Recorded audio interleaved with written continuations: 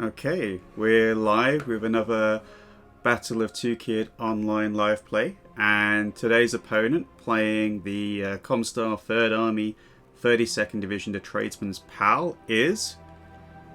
Whitworth. So hopefully I've got enough scrap to keep you occupied for 4 or 5 turns. I hope. Brilliant. Okay, seems to be got a crackling on the microphone for some reason. How's your mic? Do you want to say something again? Hi, can you hear me? Oh, okay? weird. Yeah, that's when I had the music playing. It called a crackling. There you go. That's something new. A little bit of music in the background. Yeah, so when you have the music playing, it causes it. Oh, it's a shame. I like the Battletech soundtrack. So we're playing the second Jade Falcon's campaign mission. It's a bit weird because in the book it's the first one, but it's not the first one. You have to do Retreat of the Falcons first, and so I did Retreat of the Falcons. I have to come clean and say I kind of cheated in the first game because my list contained a Huntsman, and the Huntsman wasn't on the Rat. So I misread that. Terrible, especially since that Huntsman's large pulse laser won the game by blowing a Marauder's head off. So I feel kind of guilty for that. My opponent's let me off. He's a nice sporting guy. So I've changed it and I've replaced it with a souped up Viper with a 3-1 pilot. Slightly lower tonnage. And I bought my Jade Falcon Gamma Galaxy Falcon Guards, Pryde's Pruyde. And I've gone for a different list this time. Rather than bringing the standard Nova, I've bought instead 6 mechs, which brings me up to the 18,000 BV, or 33% of the campaign force value of 54,000 BV. And we're against or outnumbered by a huge, whopping great amount of 120%, or 21,600 BV. And in addition to that, there's some options for this mission. So this mission is really fun. It's all about the crossing the Prezno River at Robin's Crossing, and there are some basic options. So the track cost is 300.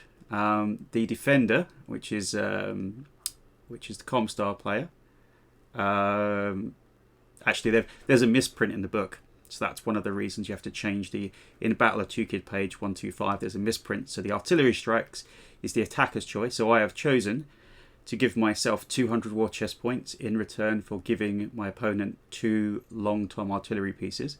Ooh, will it pay off? Yeah, and we're playing with the full kind of total warfare rules rather than with the Battle Mech manual rules, because they're not really compatible with the Battle of Tukayyid, or with not the Battle of Tukayyid, but with Mega Mech. So the artillery are a little less effective, but he can fire every turn instead of just firing twice. And then my opponent has chosen to allow me to shed honor, which means that he gets plus 200 war chest points, and I can, at the beginning of turn 5, I can decide if I want to bring on 1 mech of my choice. And what mechs that you've chosen? So I've chosen my star commander from another star, the Dashi A, but for a couple of reasons, I'm not sure I'll bring it on. So what I'm going to do is I'm going to transfer it to Princess. So I've changed it to Princess here. And that's not because the AI is going to control it. And I'm going to go to Save Unit List. And I'm going to save my unit list as Shedding Honor. And what will happen is, if I want to load it, I can basically reinforce. Now, I think you've got to do this for this to work. I think you've got to do it in the end phase of turn 3 for it to turn up. So this would be a bit of a test for this to see if it works. If it doesn't work and it comes on too early, I can just leave it there and not do anything with it, and we'll just consider it not to be there. But I think you can reinforce from a mole rather than setting it as coming on turn 4, because I may not want to bring it on. So I'm going to save that, and then I'm going to delete this. I think the only bad thing about doing it this way is I think it comes in with a random colour. So this is a bit of a test, and I can get rid of Princess now because I don't need it. I was just using it as a holding area. It's a very time-dependent mission, this one. So the attacker deploys all of their forces at the beginning of the game from the south map edge, but the defender can deploy on any edge, so north or west or east, as long as it's on their side of the river. So we've set deployment to be any for this case to make that easier. The objectives are really simple. Either I get 50% of my forces onto the other side of the river by the end of turn 5, or that gives me 400 war chest points, and the defender scores 400 war chest points if I've got no troops on the other side. Otherwise it's a draw and we both get 0. So it's going to be quite hard for me to make sure nothing gets across. Yeah, so, or nothing survives that makes it across. So I'll see what I can do. And the slight change we've made is, rather than saying number of units, we've said BV of units. Because what could happen is people could ferry some elementals across, and the elementals would count the same as mechs, and it gets a bit of an issue.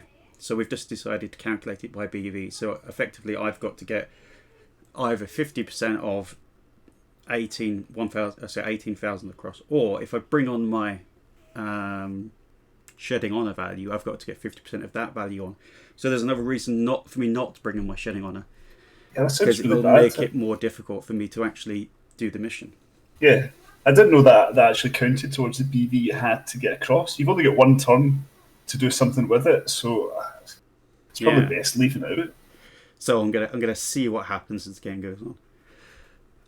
It might be a case of just fighting to a draw, we don't know. So we select this map. Comes from the official Battle of Tukayyid pack that's in not our pack, but one that's been made by somebody in the community.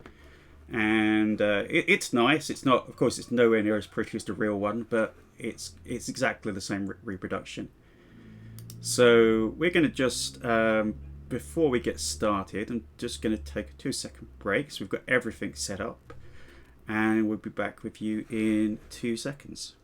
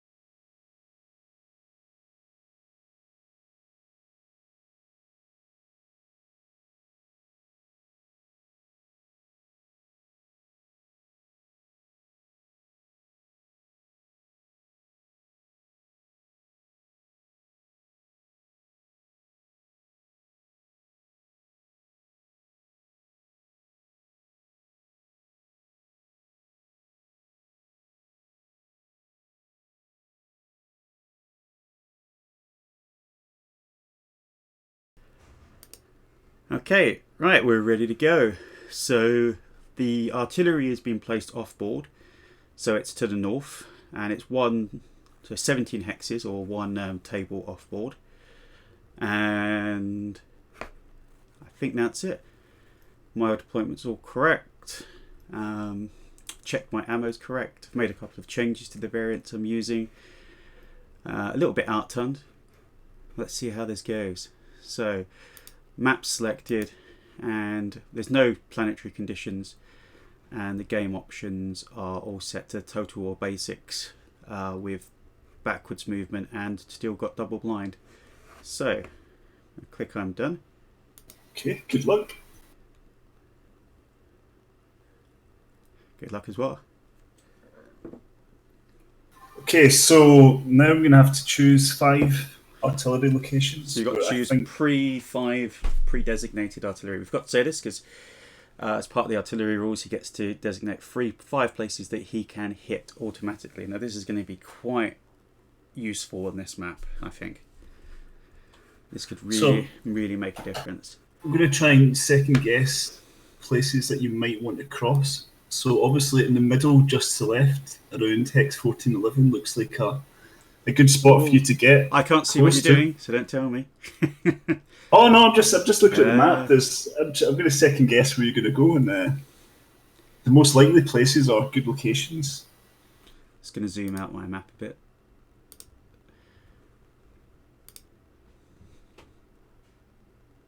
There we go.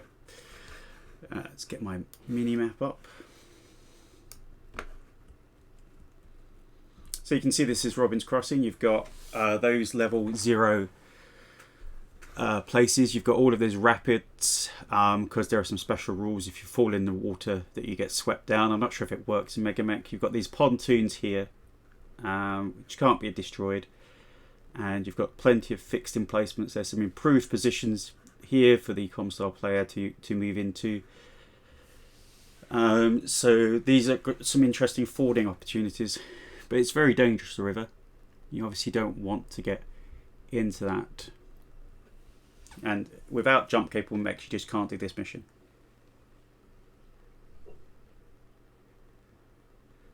Unless you want to do the conga line right down the middle of that dangerous road. Yeah, I can just come through everything. There's actually a special rule in the paper game which says if you've ever got 3 mechs together that are all adjacent, then they automatically take an attack. But we can't obviously simulate that in Megamech. And the other special rule that they have in the campaign, if I remember rightly, if I find the details, is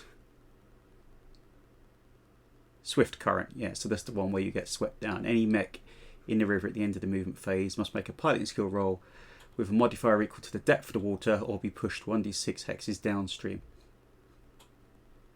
And the focused fire one, any unit in hexes at the end of the next movement phase is attacked by a 20 damage strike that will hit on a target number of 6 or more.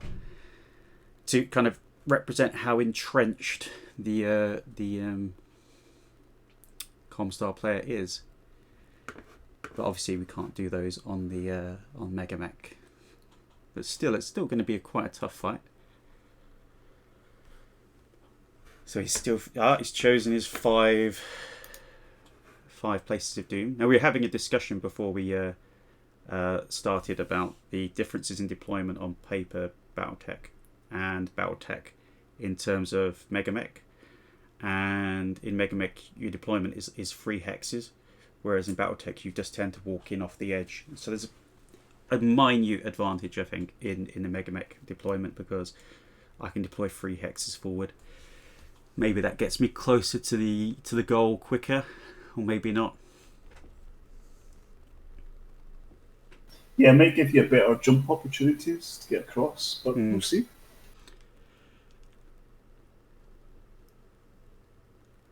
Also, if I rush across, I can get across before his artillery starts landing. Yeah. Which is another option.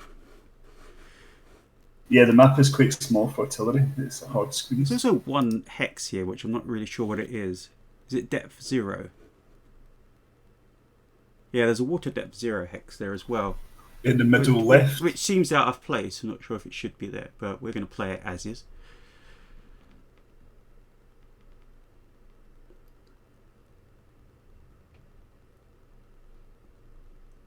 So I've got the Mad Cat S, which has got a jump 5. We've got a 4 Prime with Horse with jump 5, and we've got two Vipers We've jumped 8, I think. There's our Vipers. So they're 8, 12, 8. And we've got a Fire Moth, which has got a jump of 6. Sorry, not Fire Moth, a Mist Lynx. It's not quite as many jump jets. I don't know why it's got 1 short, really. So my turn to deploy. Now I can really take two paths. I could go straight for him down the middle, or I can try and take the left flank. So we're going to deploy Jade and Pruyde.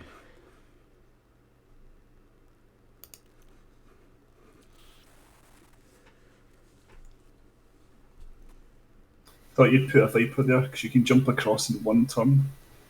Could do, but then I might die. Well, yeah, I mean, that's the danger of being in war. There's not a lot of cover, actually, I have to say.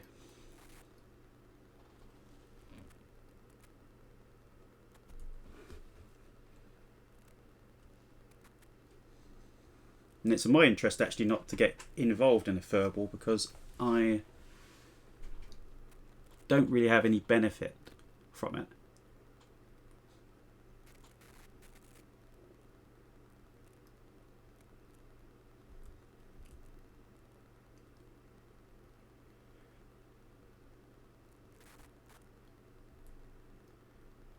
So is that the shooters for the AC-20?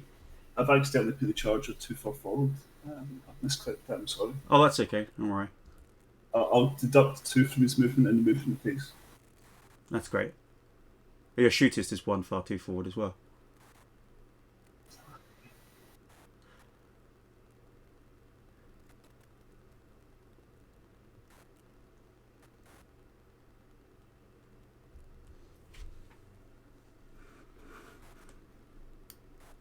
It's always one of the problems with Mega Mecha, you can't go back. Yeah, I'll put a Banshee up there then. Let's put down one of the wagon flies.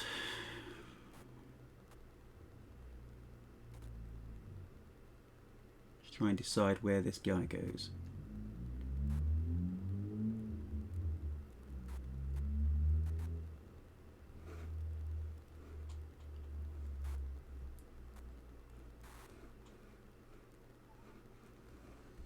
There's a lot of forces suddenly appearing there.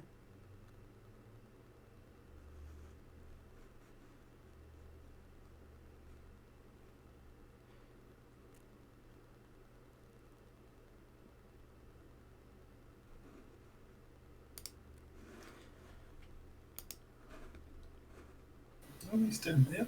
Mr. Madcat.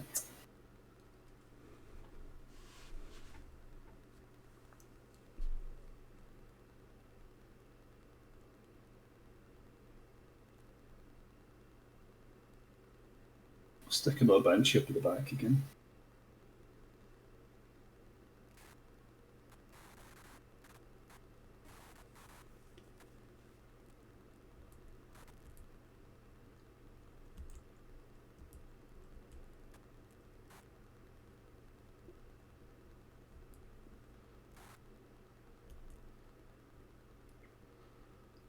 So it takes me maybe 1 to 2 turns to go across the river, so I have to decide how long I want to spend on my side with limited space before I start making it across. But then I've got the problem that those artillery shells are going to start raining down.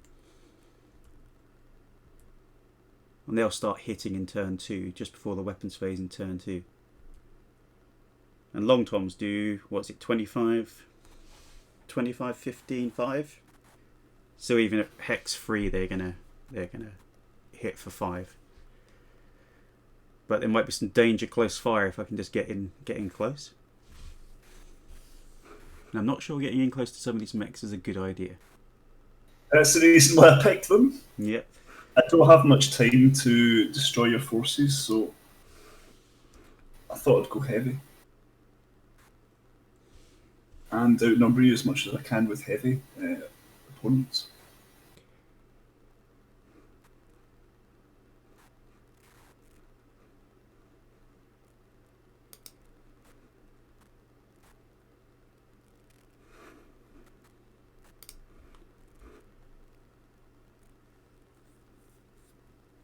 So even though we say I can deploy it at free, we've said that I can only deploy it on the land. I can't deploy anything on the river, even on the. I can deploy just on the ramp, but I can't deploy on the river or on the bits here, on the ultra-rubble here.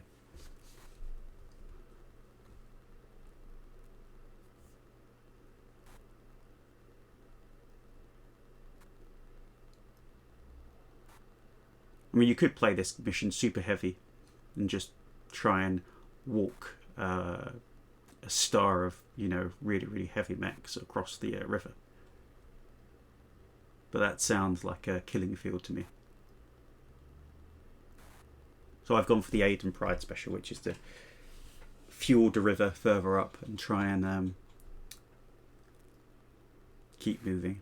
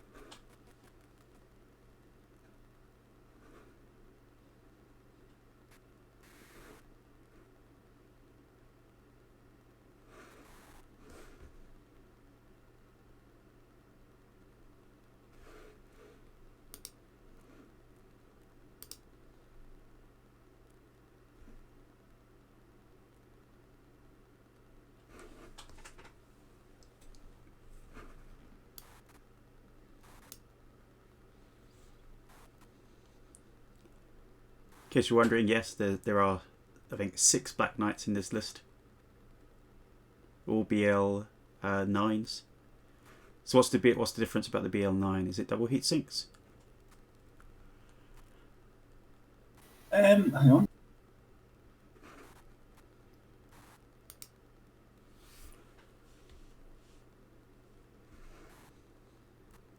Yeah, double heat sinks.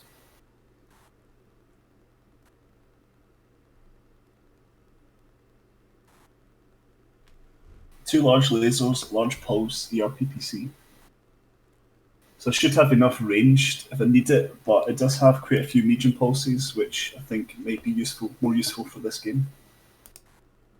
And the hatchet if I want to, I don't know, not risk falling over.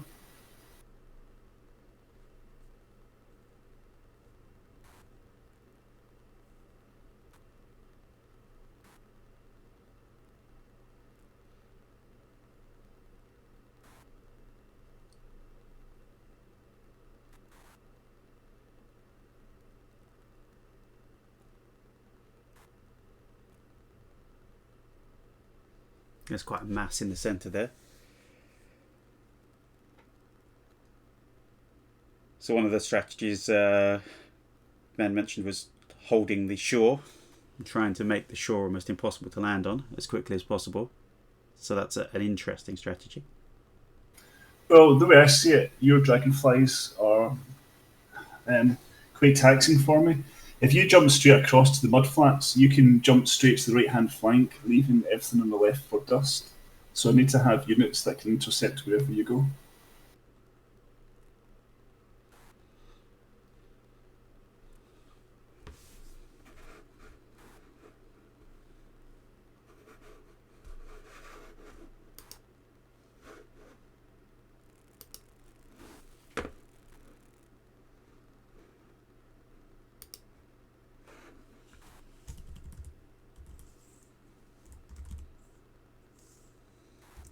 I think that's me deployed.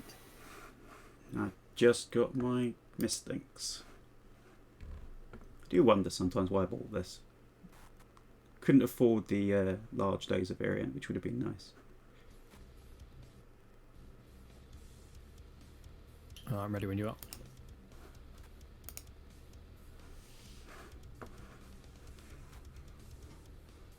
Oh, I've got some razors here. I'll bring these two. They're good. Roger that. Some random stuff in the background. Right. Lose initiative. There you go. First turn. Well, it's not like I don't know where you're going. We're going across. So it's indirect fire phase. If you don't know with artillery, what happens now is he's now choosing the location of which his 2 artillery shells are going to land, and they will come down just before the weapon phase of turn 2. So it's easier for him because he's only got a certain number of places to choose from, but at the end of the day it's not that easy because he's only got 5 pre-designated hexes that he can automatically hit. So it depends on where I decide to go.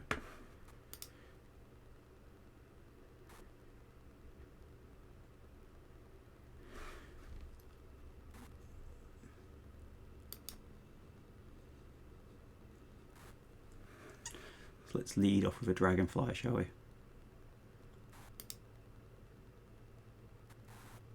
Oh, need to jump. Not going to go through the water otherwise.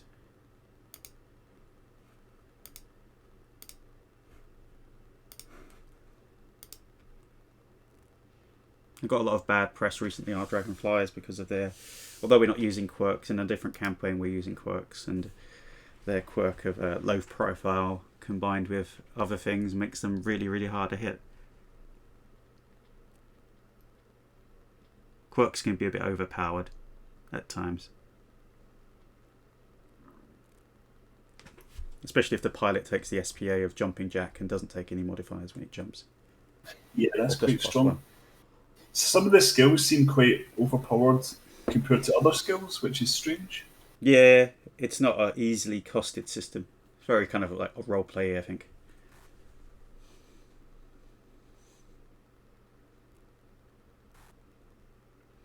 Well, Charger's living up to their name. Yeah, charged 1 for 6, so he counts as running, but only moved 6 to count for the 2 that he thanks for doing that. sneaked forwards at the start with.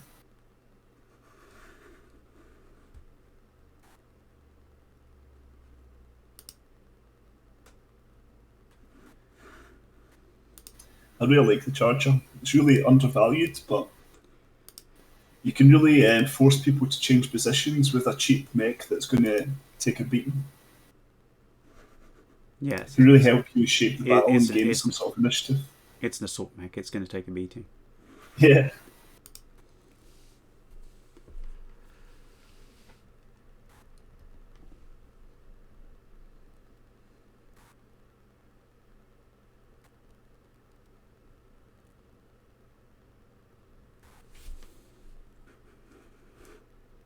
Got 6 units of mechanised SRM infantry as well.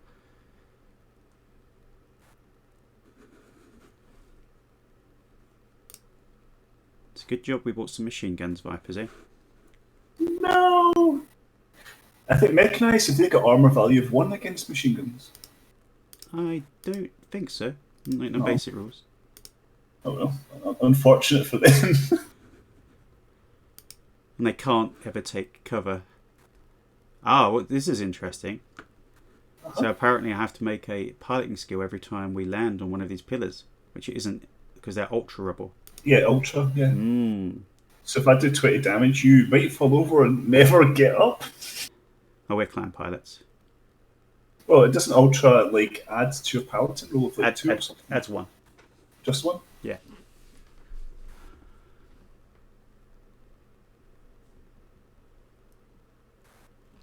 Makes it a little bit more dicey.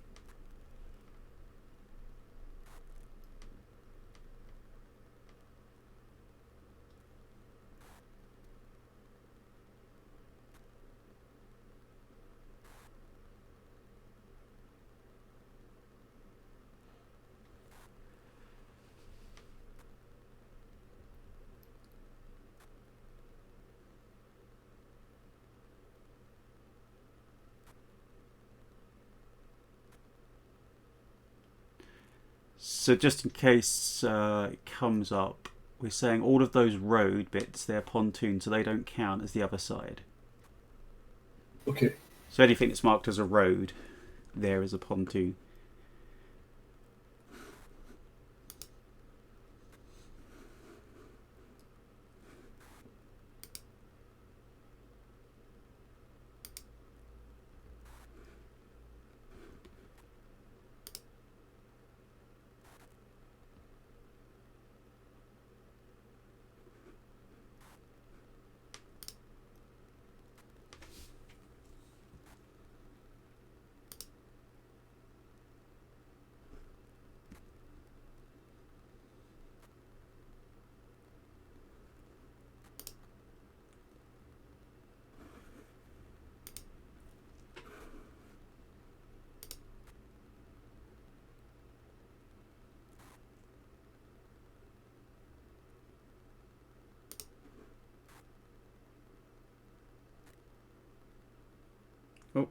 Got another landing.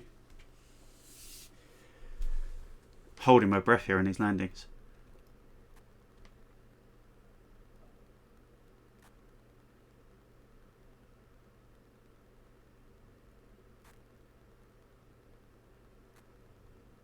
Banshee's just enjoying the sea, getting his fishing rod out of his cockpit.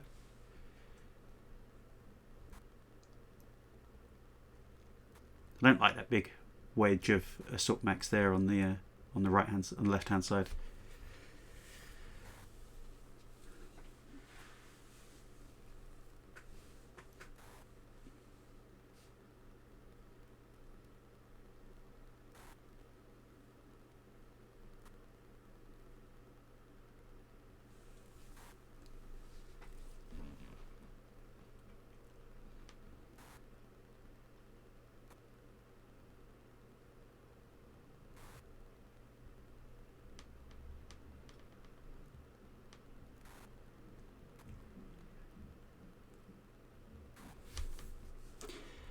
So where's this dragonfly going?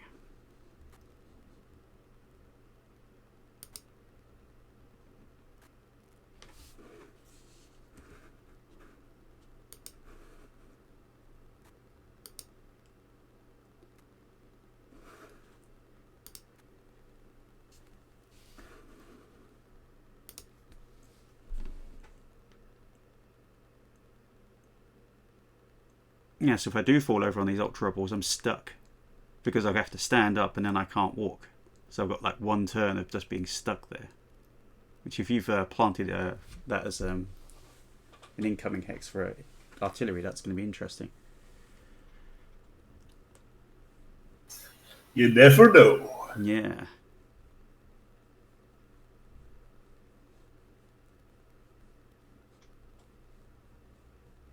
I was chucking a bit today, Mega Mech.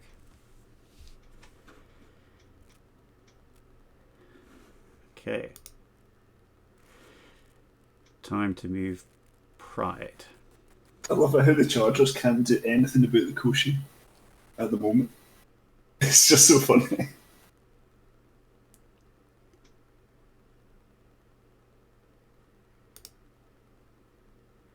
Now he's got a piloting skill of 2. So he's going to be the one that falls over.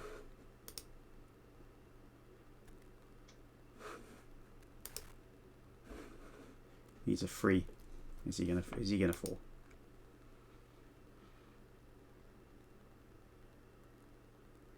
Nope. He makes it.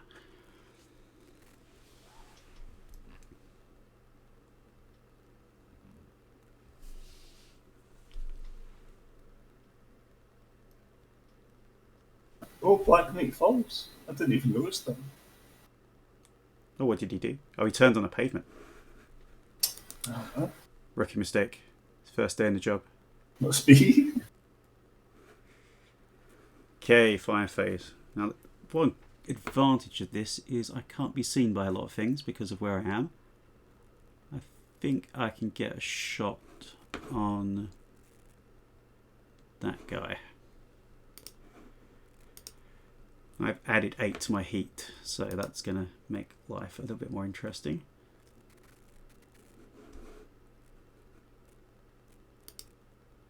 I'll be shooting my AC5 PPC Banshees at you. So I can still fire 3 weapons and only be on 19 heat. Gotta love clan tech. I can alpha strike with Banshee that doesn't overheat. I love it. No, we're not playing Zellbriggen.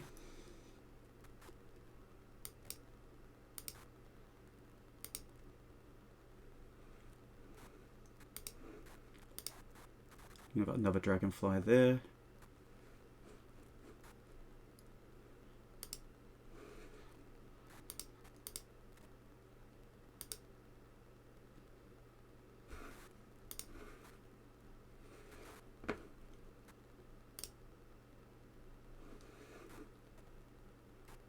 And this is the guy that's going to do the real damage. Pruyde himself.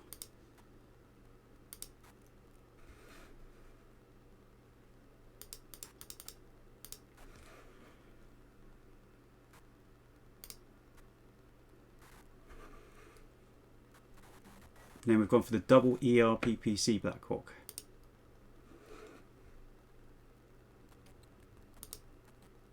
So this guy's going to be my range. Although he heats up quite quickly if he jumps and uses double. And then not too bad. This Koshi, this Mistlinks. I like this variant.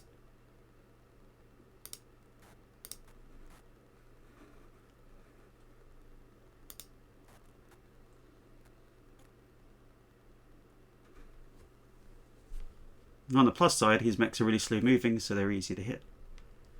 Well, not really slow moving. What's the Black Knight move? 4-6? Or is it 5-8? Yeah. 4-6. Yeah, apart from the one at the top, I think he moved one. And the Thunderhawk moves, is it 3-5? Or 4-6?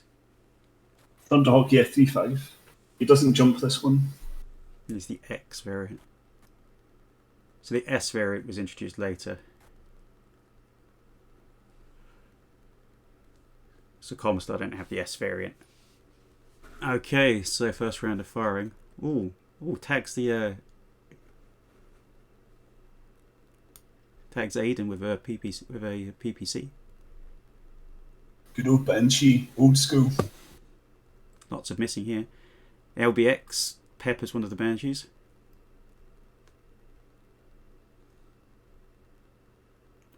Black Knight manages to hit the Timberwolf as well. Central Torso. They're going to add up quickly, these shots. Usually you hit with a surprising number of things. Oh, your Banshee fell over. The Timberwolf stayed up. Oh, but one of your Banshees fell over. And it took a point of damage. Ouch. Didn't black out though. Okay, turn two. Got to keep this really, really careful eye on the turns here. It's 1/5 of the battle gone already. Yeah, with a limited number of turns, this gets very, very complicated very quickly.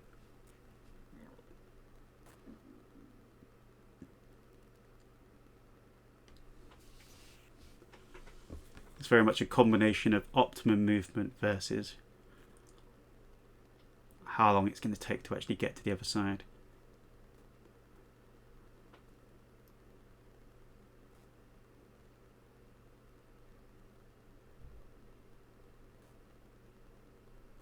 And then this weapon phase, so it's the indirect phase, so this one will be arriving in turn 3, but this weapon phase, the stuff from turn 1 will be arriving just before the weapon phase. And possibly automatically hitting, depending on where he goes.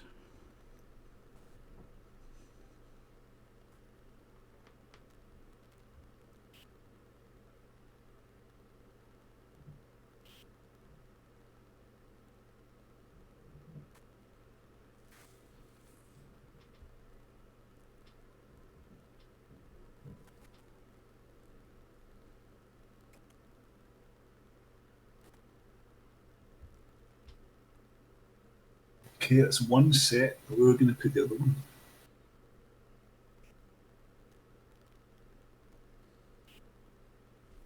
Yeah, that's a really interesting addition to the game. Easier when you're doing it on Mega Mech. If you're doing it in person, you need a lot of little secret bits of paper. Lots of post-it notes.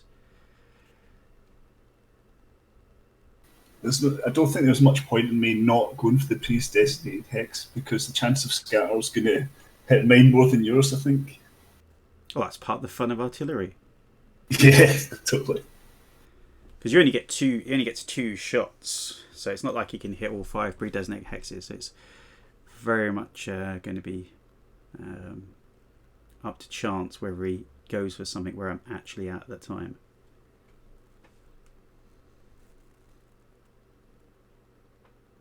Taking a gamble.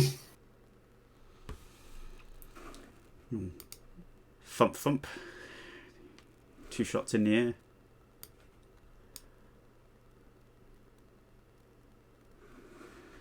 So I want to jump. It's funny, the optimum to jump is not 8, it's 7, because that generates you 1 less point of heat. 1, 2, 3, 4, 5, 6, 7.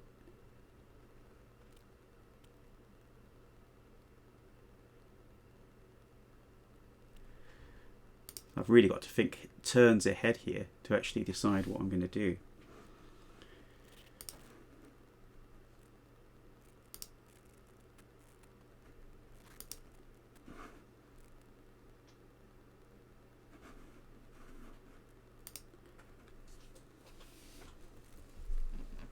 No, I didn't expect that. Haha.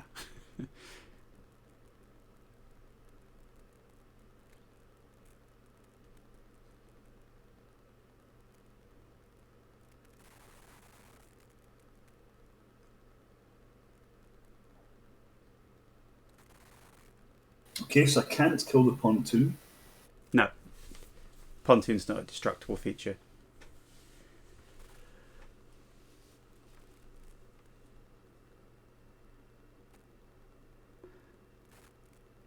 If you get a chance to buy it, the map of the Battle of Tukayyid map for this is just so beautiful. Such a nice piece of artwork.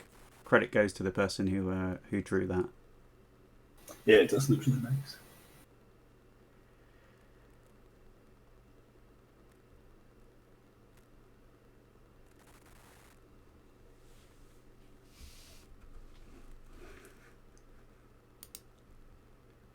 Yeah, all the new maps that have come out are beautiful, absolutely stunning maps.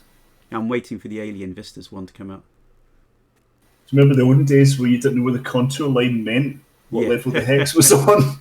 You'd have arguments all day long. Couldn't actually see it, could you? Where is that? Oh, forgot to hit jump. Just going to go walking in the...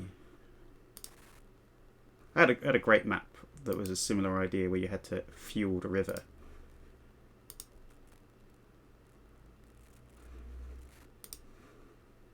But we'd set mines across the bridge by using fuel tanks, and they were quite big, so that basically they would destroy the entire bridge in the middle.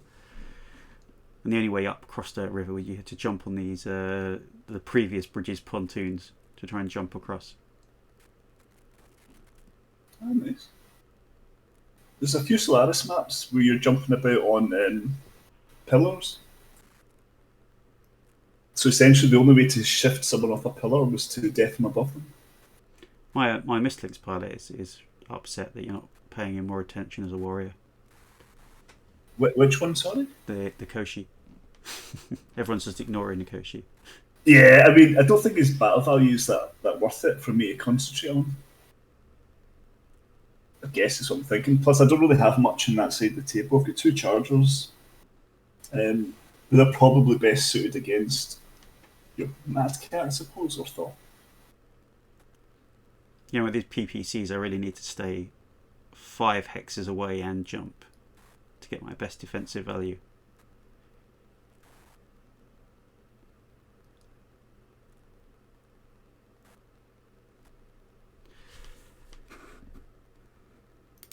This is going to be tough.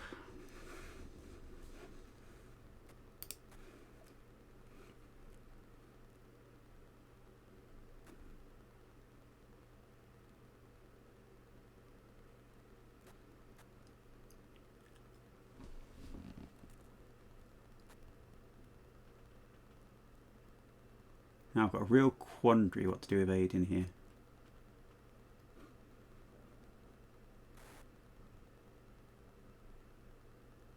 You've got 2 of those Black Knights that haven't moved. The Shootist hasn't moved.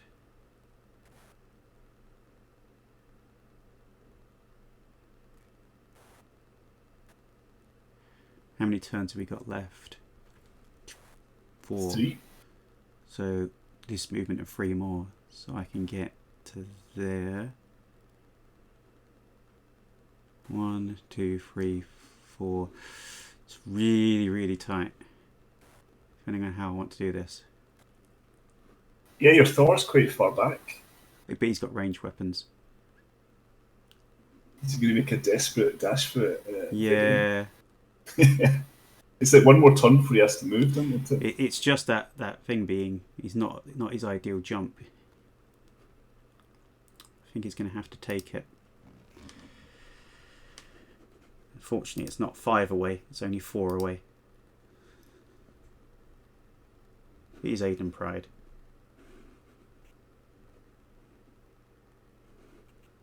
One, 2, 3, 4. This is going to be tight. I really can do with no one falling over in this, because falling over is going to be a real pain.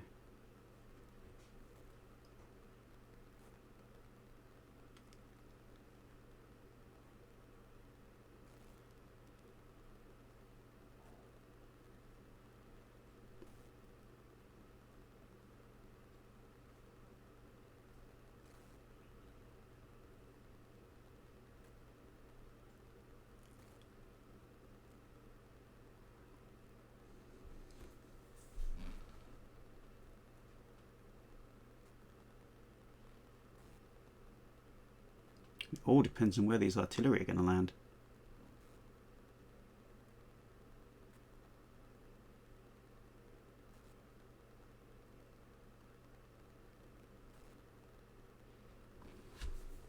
I think the Banshee top left is going to stay there and fend off that Thor. He's not fast enough to reposition. Not through the big traffic jam that I've got, I think. Plus, I need something just to make you think twice, maybe.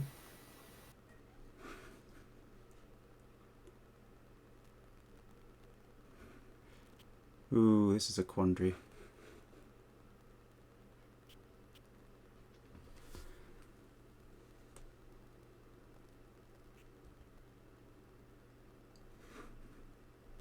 I know which hex I want to go to, but I've got a bad feeling it's just the obvious hex to hit with artillery.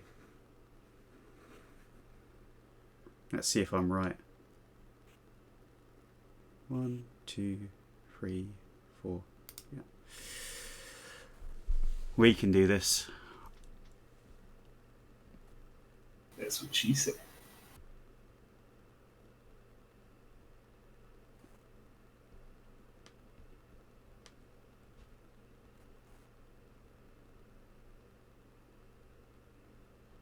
Oh, he didn't stand up.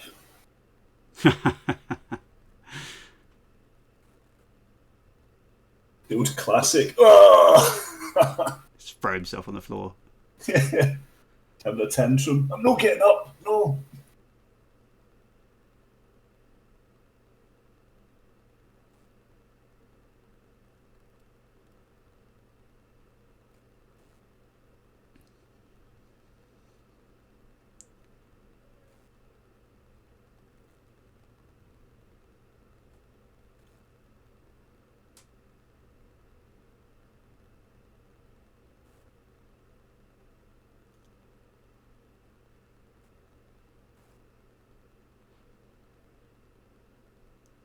It's interesting, the discussion about whether the only way I might be able to land some of my troops might be to use death from above.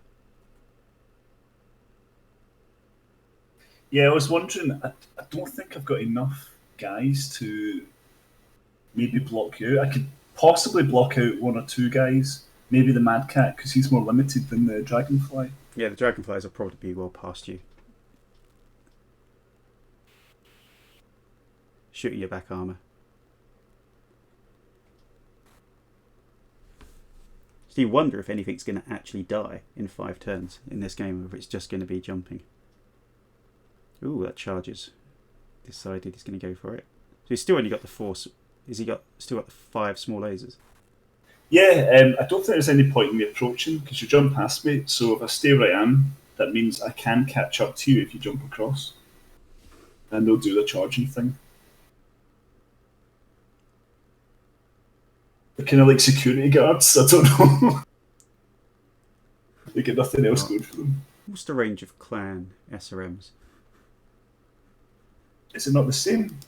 It's just at the half the tonnage. What, they were 1 to 4. No, they're not. That's lasers. Okay.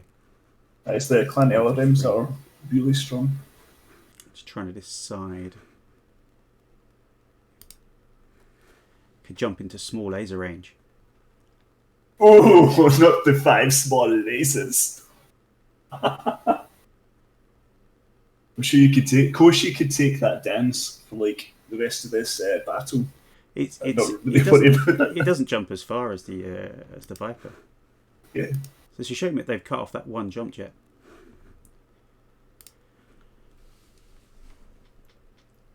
Be popular in Clan Wolf if you take like a Koshi and a whole bunch of Nagas and Arrow 4s. Because the tag Koshi doesn't have.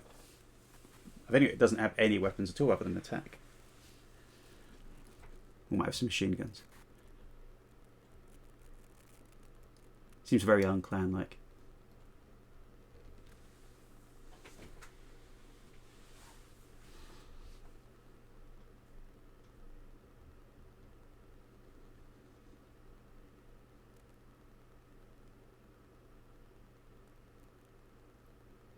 They're all focusing down on that point, aren't they? Well, against Mad Cat, it's my easiest target, I think. And it's worth a lot of money.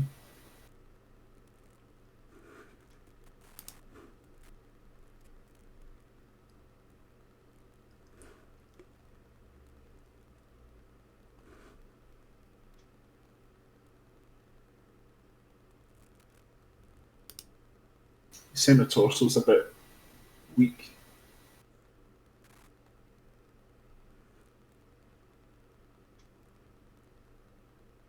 So your Mad Cat center torso's got 7 exterior. You took a couple of PPC hits that turn.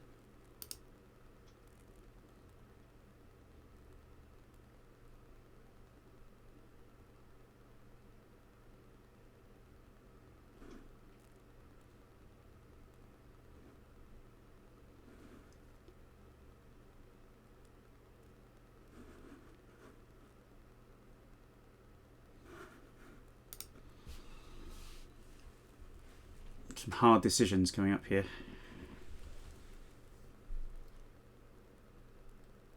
Oh, I would never have thought your Black Hawk would go there. Interesting.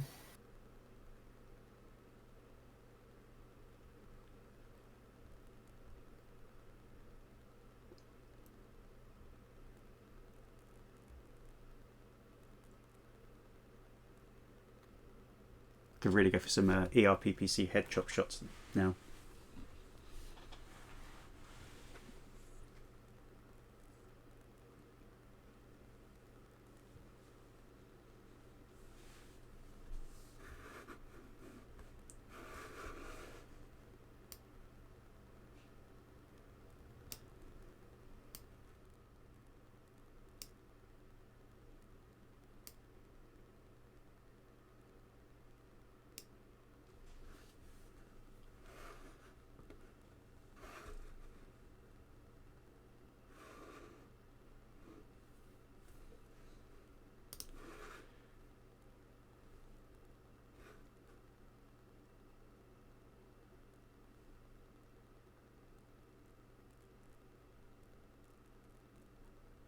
Ooh, another charges chasing after the Koshi.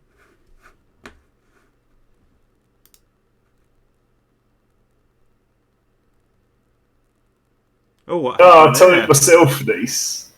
You see, I'm not really used to artillery, and I thought that because it landed with a 2 hex radius around it, it would just impact into the terrain.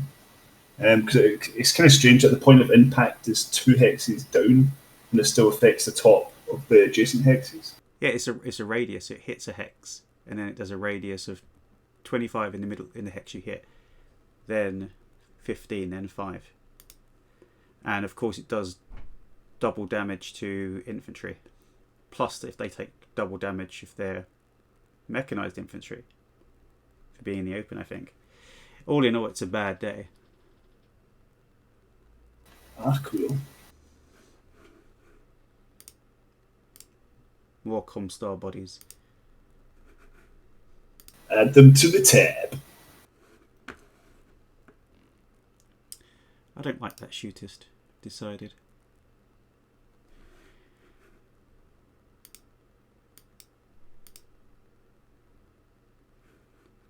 Ah, so you didn't fire at the pre-designated hexes with the first shot, so that's interesting. Of course, if you do manage to hit on the 11, you hit that hex automatically from then on. Oh, I never knew that. Yeah. Does it come up as a red It target? comes up as a target once you've basically hit it once. Which one of these Black Knights took damage? That's the trouble with them all being the same. Can't see. Oh, they're so offended with that. Oh, that one over there.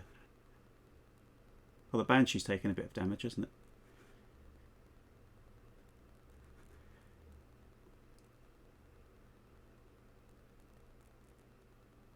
Do I want to? Let's do some damage to this guy. So it looks like my Black Knights are firing large lasers and dropping the ERPPC this time. Yeah, this variant does overheat a bit as well.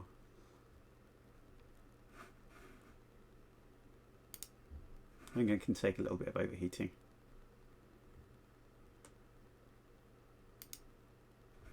Just to maximise the carnage.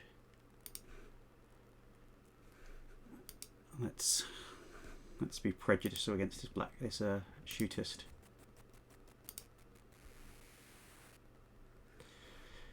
Mist Lynx versus Charger. What a matchup.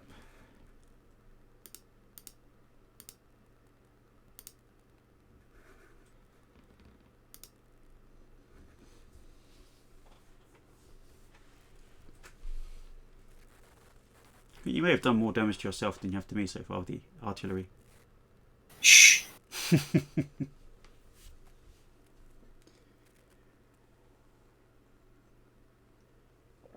I was having a discussion with one of our other admins for the server, Mackie, about whether or not artillery was actually worth it for this mission, where you just end up doing more damage. And I think it is worth it, because if you chose your pre-designated targets as those little jumpable squid hexes, then you've got a chance of choosing the right one. Yeah, that's true. And one of those long toms will at least cause a piloting skill roll, even if they do split their damage into 5-point hexes, 5-point clusters.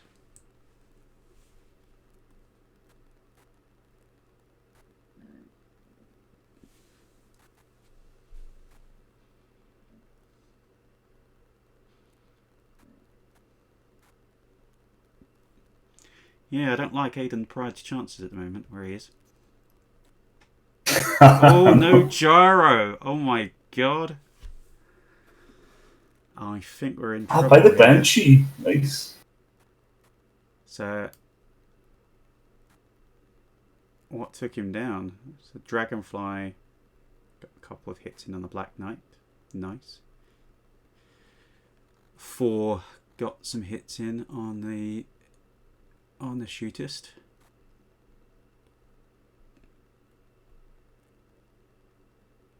So he managed to hit the central torso again. 3rd hit in the central torso in a row. I've actually hit quite a lot. And then crit the engine. Oh, I think he's in force withdrawal. He hit the gyro as well. So the Dragonfly. All this just got much more difficult. So the Timberwolf took a hit on the engine and gyro. Got hit in the central torso again. Go, why are you guys marksmen? They're like centre mass shooters here. I found about 100 PPCs. Average. I mean, what do you expect? Two engines and a gyro. You're in a short range. He does fire back. Look at that. So large pulse laser, medium pulse laser, medium pulse laser, SRM6, SRM6, SRM6. That Black Knight just took a pounding. And he blacks out on a 3. Oh, it's destroyed by damage. He took another standard gyro hit. So it's truly destroyed. Yay. Take that, you filthy cleaner. Wow. That was unfortunate. Yeah, but I've got a Black Knight that fell over and decided to go to sleep. He took 2 hits. Oh, well. Yeah, it's going to be a tough one, this one. Oh my god. Rolled a 3 on his consciousness roll. So, turn 3, and things just got up. What's interesting... So, it's got to be 50% of the BV at the beginning. Yeah, so what's interesting is now I need, because that's so much BV, I need to get almost everything else to survive, I think, and get across.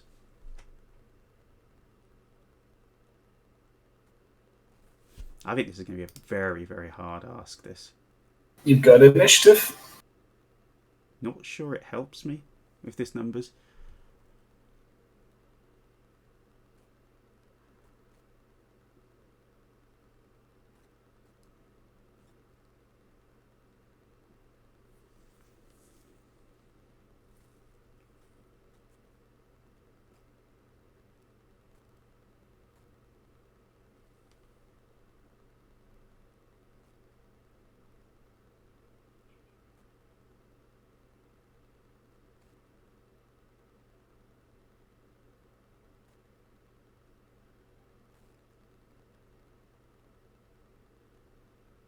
You should maybe have charged Black Hawk Thor and Madcat at the same time. But even still, I don't know. May have to resort to cheese to win this. Cheese! I've got a very cheesy way of winning. Don't know if it'll work actually.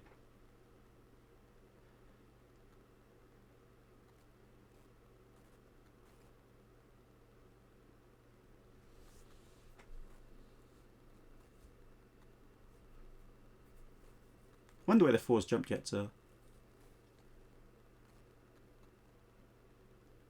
I don't think any of my mechs can jump.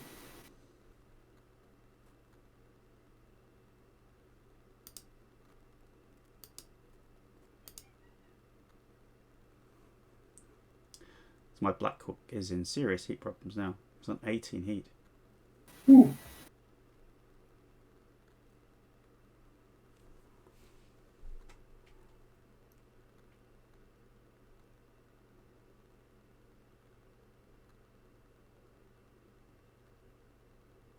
This is turn 3, isn't it? Yeah. 3, 4, 5.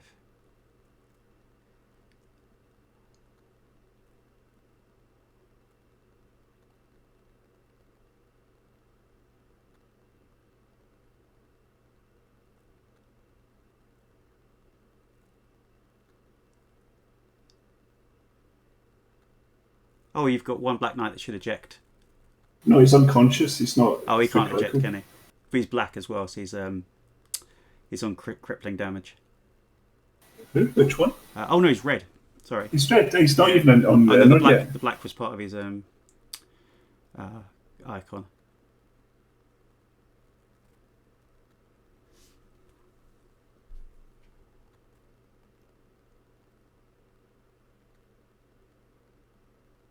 Just got too close to those PPCs. It's an interesting thing about Clan, because they hit too well. It's like they hit a shutdown mech almost as easy as any other mech within like medium range, kind of. You get to a point with diminishing returns for piloting skill. Yeah, completely. I don't think I'll ever have a Clan mech with better than 3 gunnery. Especially with all the large pulse about, there's no point. Are you choosing your indirect attacks now? Oh, is that what it is? Yeah, right, cool. you're in your artillery phase.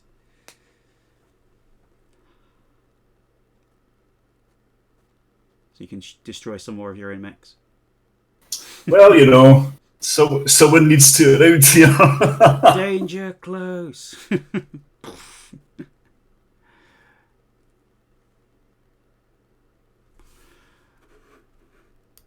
Thump, thump.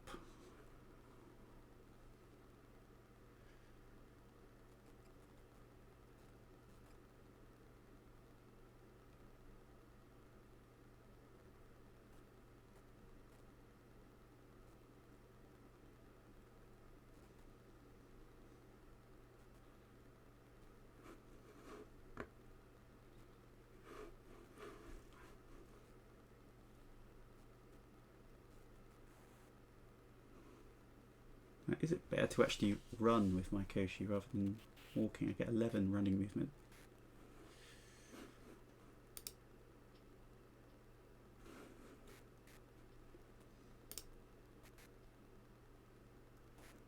Nine, 10.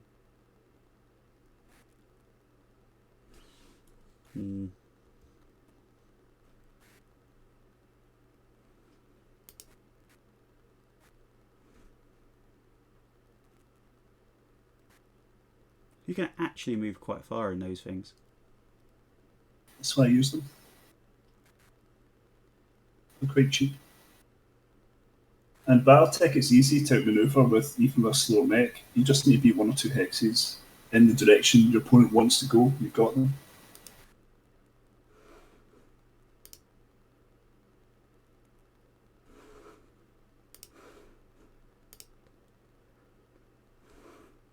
So I think for you getting a full victory is quite hard because you've got to make sure none of my mechs are on your side that are alive at the end of this. Yeah, I don't think that's ever going to happen.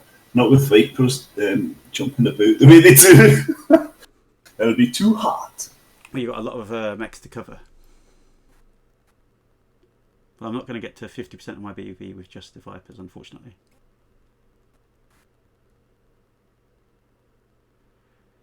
It's going to be all down to this 4.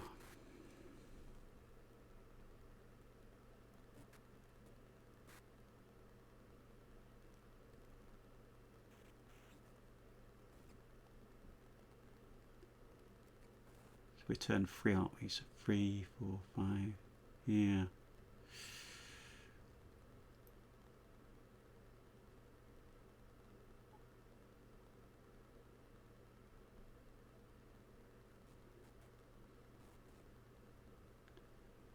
This is going to be punishing, I think. I wonder if then a Sphere player should just flatten the buildings in his side first turn. That way he's always got field division on the clans coming across. Depends how many turns you've got, really. 2, 3, 4, 5. The buildings have got armour of 40. Here's a backwards way of playing this game. Forget about RT in the front, it's a bit weird. Just aim at the buildings. So when you've moved away from the buildings, you clear the buildings and turn 2, 3, 4 onwards. That would be interesting. And catch the person right off guard. I'm trying to decide how...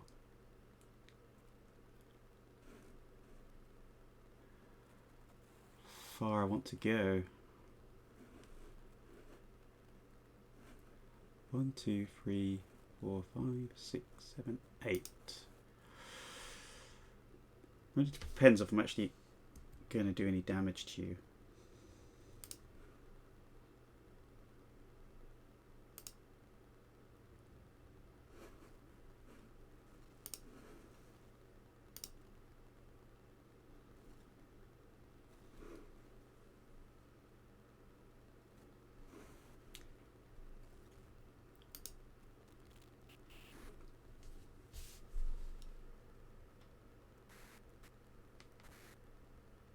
Oh, now that Mislinks is going to be in trouble if it gets kicked in the leg.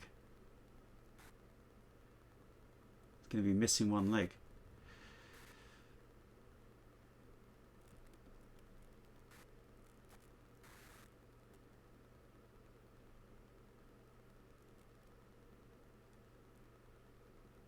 On a one-man mission to prove that the Charger is not the useless mech that some people might claim it to be. I love the Charger. Love it.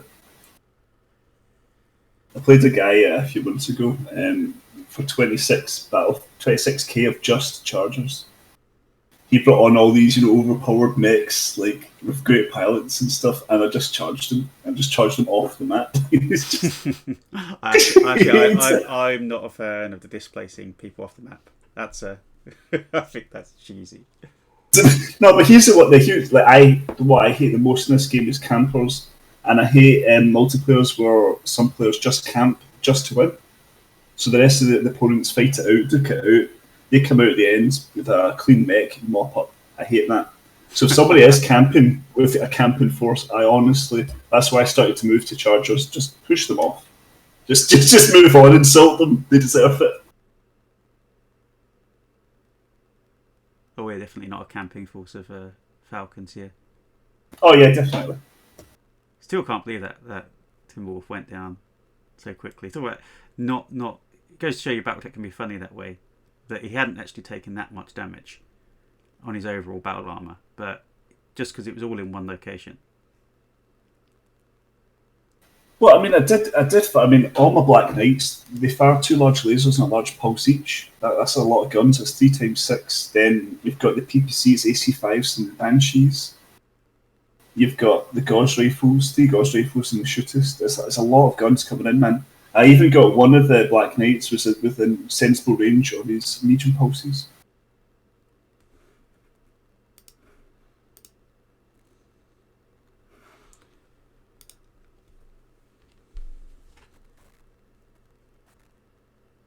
He's backing off. That means you're not. You're making one desperate move with that at the very end.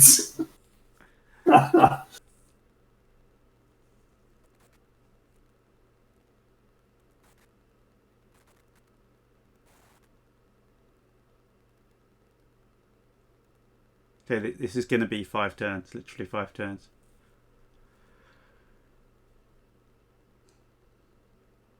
And there's no way I'm going to bring in my Shedding Honor because it would just tip my BV up so much.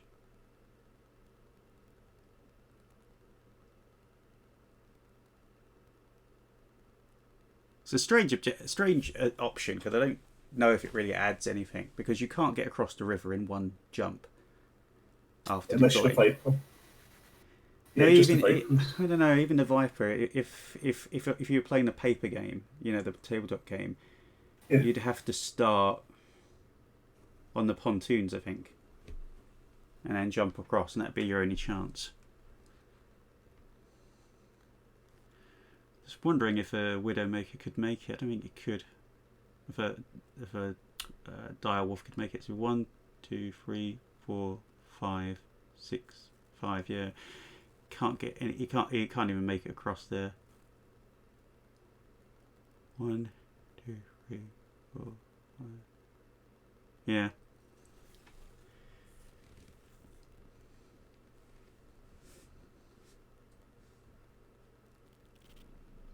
Maybe if I'd put another 4 in, that would have worked.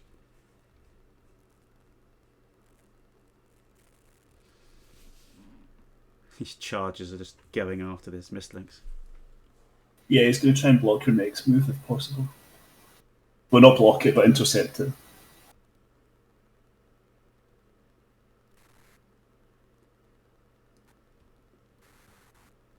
It depends which way I go. If you're still on the map, I'll get you.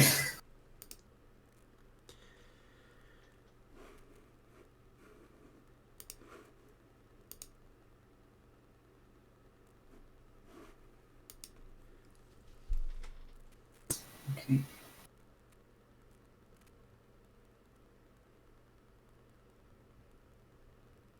Yeah, those Black Knights have got a good range for this. Yeah, they're good to basically put up a kind of a wall, I suppose. I mean, you're hitting me on what? 4s plus range, 5, 6s plus my jump. 7, 8, 9, 10s plus your movement. So 11s or 12s. I've got 3 charges charging down a Mistlinks. But your Dragonfly is going to come at one point. I don't know if it's going to be hard to move forces across to support, I think. That's the idea.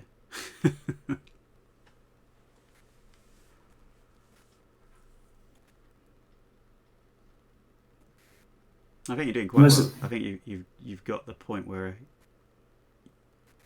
you could, intercept me at certain points. But that's it. I'm just be able to kick your leg off to hold you down. The thing is, if there's such few turns for me to really take you down. It's too risky for me to really divide up too much. I'm better off just destroying one side. Don't see myself taking down 2 dragonflies at all, especially at range, and then you're in one turn. Yeah. Not unless I move my whole force. If they get it right, they'll be getting +4. You'll be +4 to hit them. But it doesn't take many hits on a dragonfly.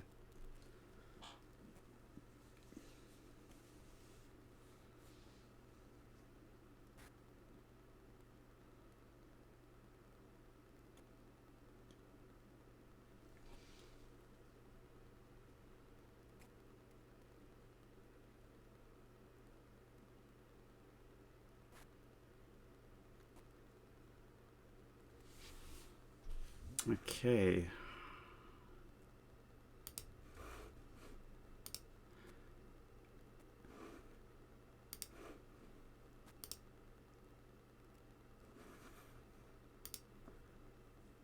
At least I don't have to worry about running out of ammo. Ooh, artillery.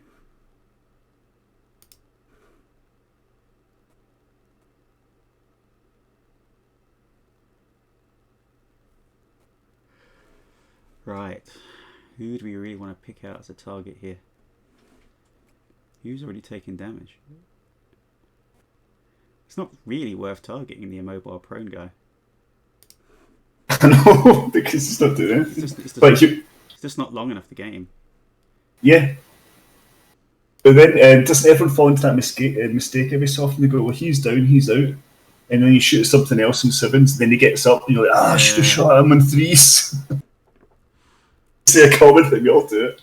Oh, where's that shootist? There he is. I don't like the shootist. The shootist has been pretty crap all game. He's just got 1 yard arch. I can't see you actually from where I am.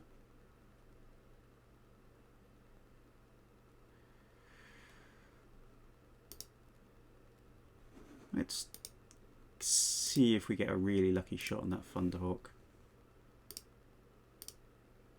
Every shot could be a headshot. That's what you've always got to remember.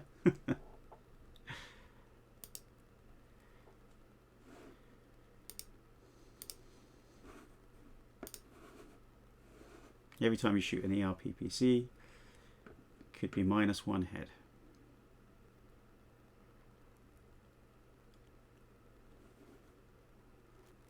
How do I fire? Because I'm really overheating. I'll just keep it running really hot. What's that going to take me to? Oh my god. Doing maths. It's going to take me to heat 10. It's a +1 to hit, isn't it? Heat 10.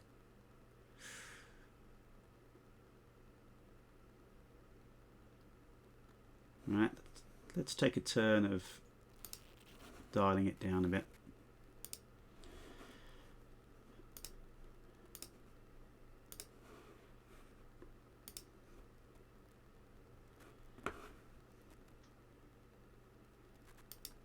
I think this Nova A is a really does heat up.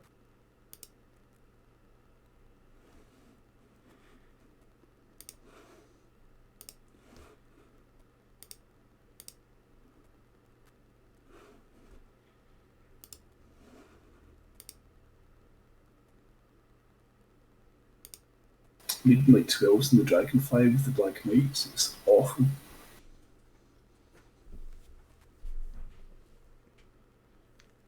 I'm really 5 small lasers come in with the charger. Needing 10s on your Koshi with the 5 small lasers. Ooh. Hey, they mount up, they seriously do. Turn after turn after turn, the charger keeps coming. Just it's awesome. Headshot, headshot, headshot. Boom. I wish.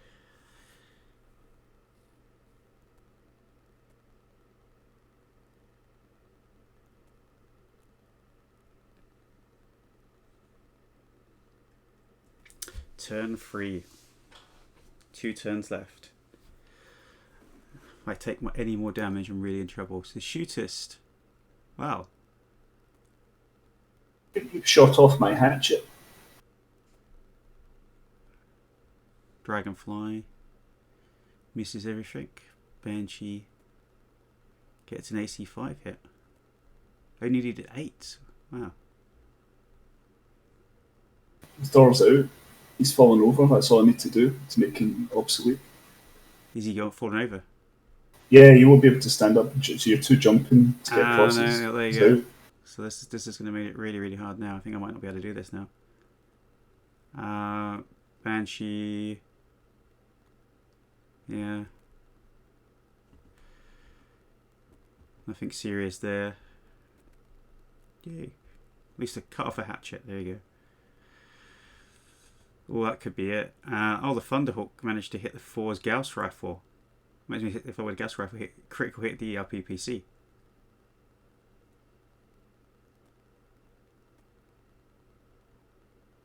Wow. Yeah, I needed 8s with my 3 Gauss rifles. So 1, 2, all 3 got in. That's pretty. Yeah, I wonder why it fell over. It's a lot of fireball. Yeah. You're right, this might be it. This is going to be very, very tough to come back from now. Kicking on a 9. Come on, Charger, you can do it. Oh, I'm not going to be Desra and kick you. That's it, let's go for it. Ah, missed. And you got me. Didn't fall over. No, I didn't kick you. Oh, okay. We don't go into physical attacks. It would have been quite good to actually get you to fall over.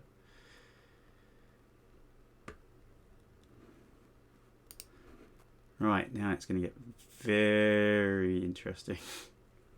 Turn 4. I've kind of basically left it too late now.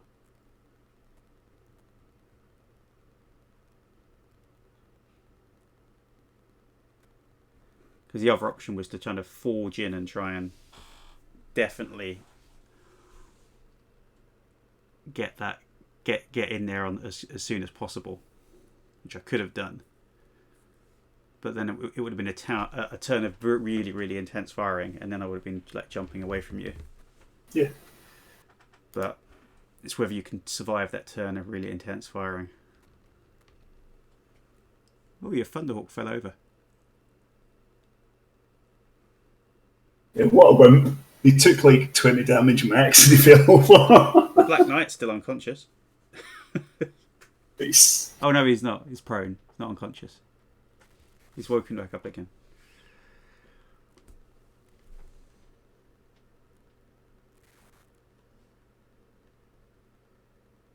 So how come he's prone? He doesn't seem to have internal crits. No, he just fell over. He's not. He's prone. He's not KO'd or immobile. I think he's getting. The pilot made his consciousness roll to wake up.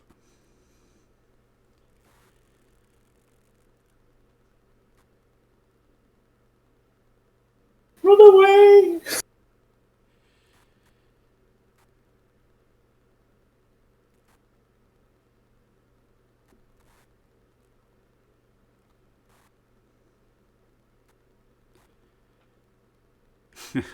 There's going to be some desperation going on here in a minute.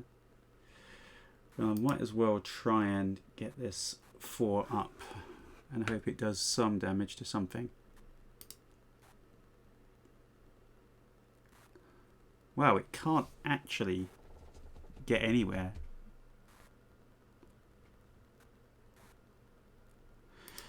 Let's at least get into the water and give myself partial cover.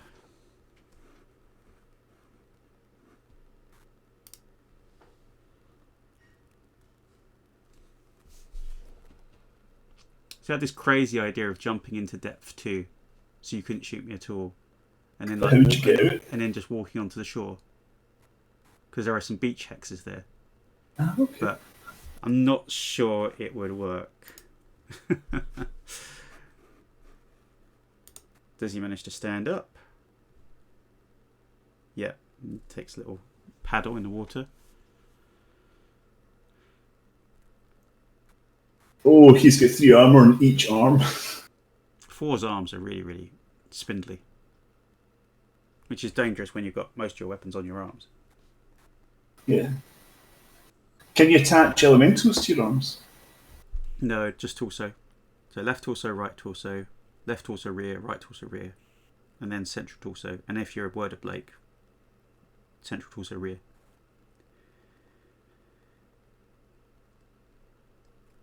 It's not really an inviting thing, is it, to just have this line of banshees and a thunderhawk? Yeah, but I love it because everyone takes absolute mick out of that standard banshee. It does make me think whether or not, there should have been some rules on the composition, because there aren't any rules in the composition from what I've read. In the main book, it just basically says roll. It doesn't actually say how many of each mech to roll. I think that's a bit of a mission, really. It just says you roll. If you want, you can roll randomly. Of course, you can choose, because what we did, because we're playing from BV.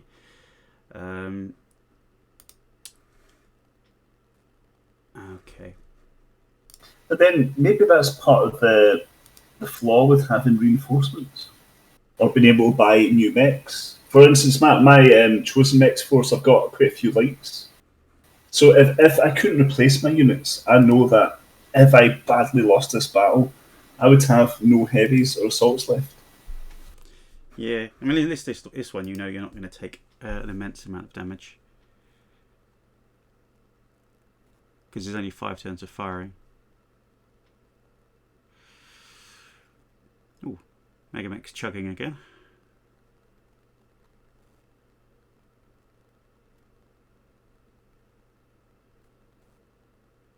I think you would really look after your forces better if they were finite. Yeah, I mean, I thought it was a bit weird that you can replace mechs, especially considering Tukayyid. Again, we're going with the campaign rules as much as possible.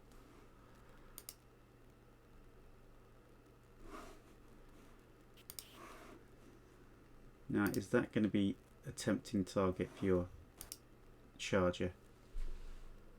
Oh, I can't really refuse.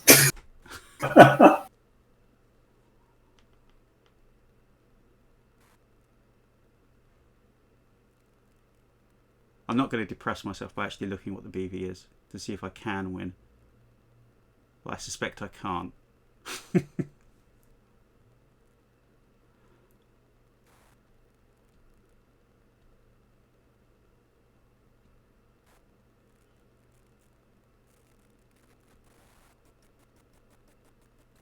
And if I lose this, I have to go back to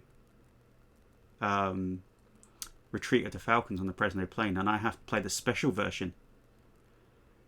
So do you know what the special version is? What? You take one mech, and then your opponent chooses 2 mechs, and then your opponent reinforces every time one mech goes down, and so you basically just have to live for 10 turns. And it's night, and there's rain, and gale, and a thunderstorm. Nice. It's crazy. Hello. Hello. Welcome to the slaughterhouse. This is not going well. So I heard you, and it made me want to come and talk. Oh. And this is one of those missions where, so the mission says what? It says Number of units. Number of units, Yeah. not BV. Yeah. So this is one of those missions where it's more important that it's just units, not. But we've not changed the it to thing. BV in the kind of campaign because Which can make certain missions nearly impossible. not nearly impossible.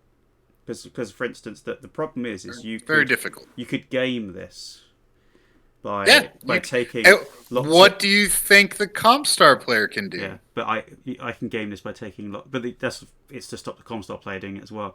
But not by taking lots of elementals that I could carry and then drop on and they count as extra units.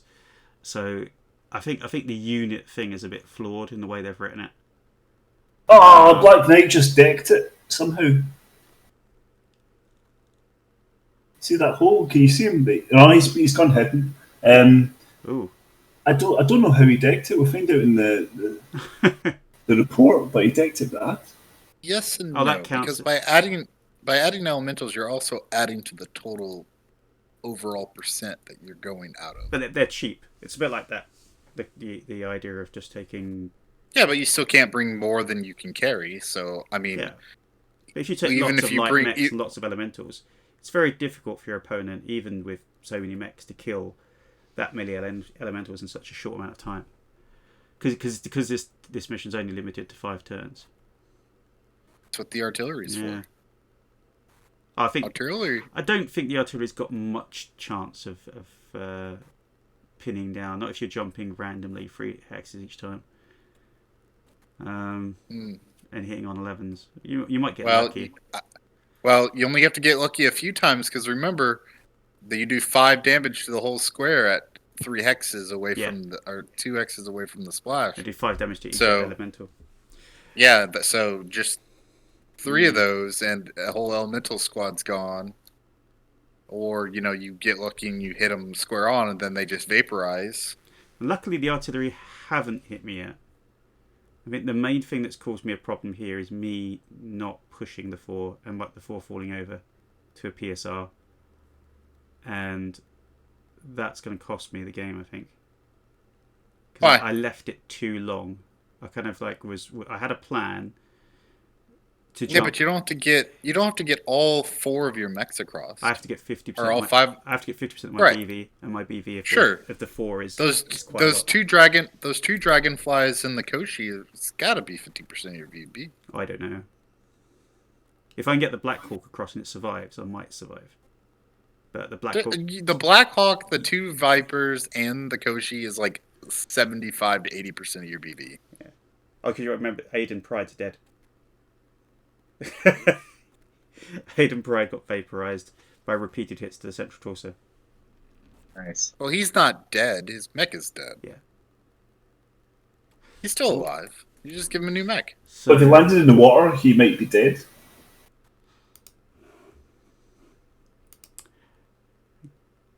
Wait. yeah, was we it haven't battle? got the ejection on, have we? That's one boiled, drowned pilot. Hey, Welcome to the Earth, son. Wait, you've lost a mech already? Yeah, I've lost one. Where? Well, it's gone. He died on the I don't know where his wreckage. I think his wreckage is under that explosion. So you started with 6 mechs. I started Okay. with 6 because I didn't bring any elementals, so I moved it up to 6 mechs because I wanted to be more able to jump. So it might, yeah, it's a tricky one. Interestingly, the rough terrain hasn't been impeding you, which is... No, and I would have thought maybe it would have got you once, but it seems to be okay. yeah, So that is one. they're That is ultra one rough. weakness. Yeah, Well, it's one weakness that doesn't allow you to correctly reproduce the map, because those things are not. Those things are supposed to be if you land on them, there's a chance that you roll into the water. No, I haven't seen. And that. also that Thor isn't being affected by the water the way it's supposed to be.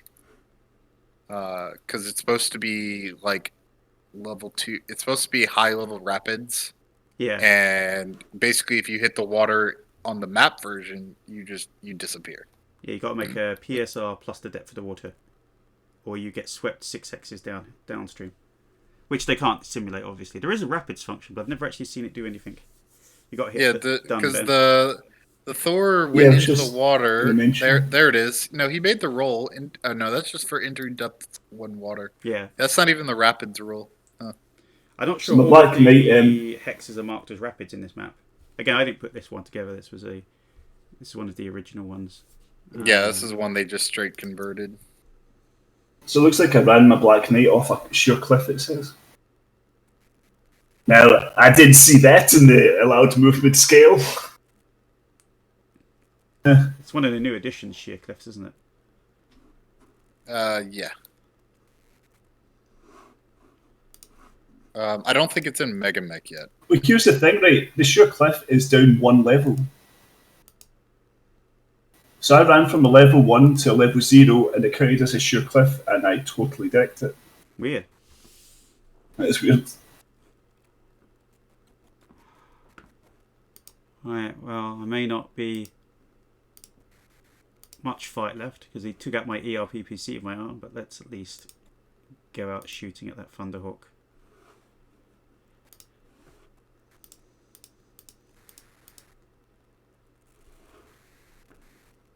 Hey guys, how's the game going?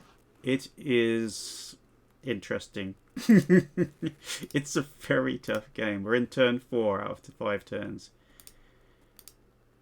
And I get the feeling it can all go wrong.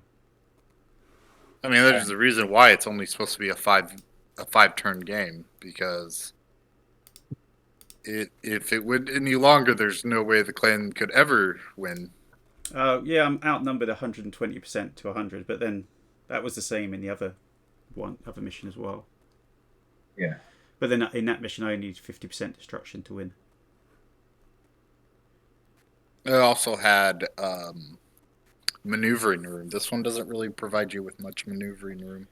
Oh, if you don't recognise him, we've got Mackie, who's our other admin on our server.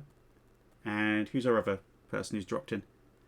Me, Tom, from the last stream. Tom. Oh, yes. Sorry, the person I cheated against. I've apologised online for you there. You got an official apology. Such a dirty cheater. Yeah. I replaced So we've tried. I replaced it with a 3-1 Dragonfly instead. Was Pride the first to die again? Pride was the first to die. He died. He basically just suffered from being average because all of the rolls kept hitting his central torso. And so this PPC after PPC just went for his central torso. And he died from being caught out. And he was jumping quite a lot. He didn't even take his opponent out with him. Oh, did you stick him in the Pride Timberwolves this time? No, he was in the S.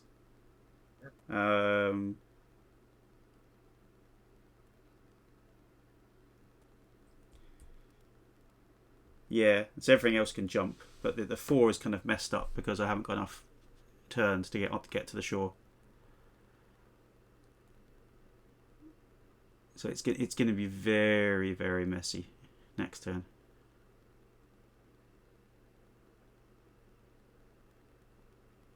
And in 5 turns, there's so little time to actually lay down any damage on anything. And it really doesn't matter. I don't get any points for damaging his mechs. Nope. There's absolutely no point in trying to fight. The entire point is staying alive, getting across. And unless I get alive. lucky enough to take out a few heads. So let's see what wonders we've got here. So my Dragonfly doesn't do too well against your Charger. The 4 just gets an LR on 15 hit. That's disappointing. I was a 2 on the LBX when he needed a 4. The other Dragonfly does quite well. Alright, the Shootist crits the left torso. Misses with the AC-20 at least. Banshee hits the left torso again. Only 2 internal structure remaining. No force withdrawal, correct? There is force withdrawal. There is force withdrawal. So if his left torso goes, that's it. Charger, the Charger of Death misses. Oh, the Black Knight, what's that? Section destroyed, limb blown off, left arm, transfers to central torso, critical left torso. Well, that's... Yeah, have a look at him. It's just that one thing. It takes 9 damage to left torso. Section destroyed. Yeah, he's gone. Oh, okay. Yeah, he's in force withdrawal. So I'm just fighting for the draw now. There's no way I'm going to win this. There's only, one turn after this? Yeah.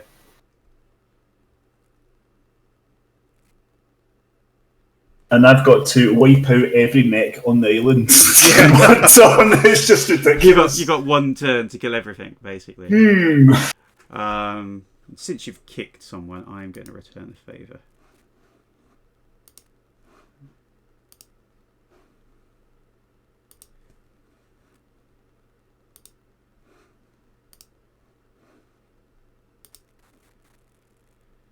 I think with the amount of kicking that's going to go on here, things might get really bad. So Charger misses, Dragonfly manages to kick.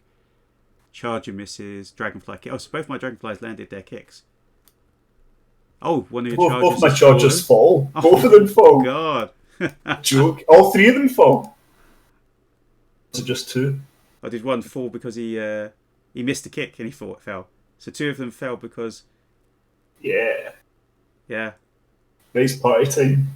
Oh no, the third one didn't fall. So only two of them fell. That's not very good. All right, so I've got to eject the Nova. He just ejects on this little island here.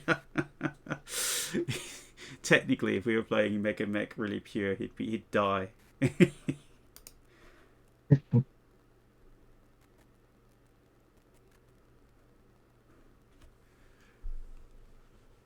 So if I had managed to get the 4 across, it's just so difficult. It's a very, very tough mission.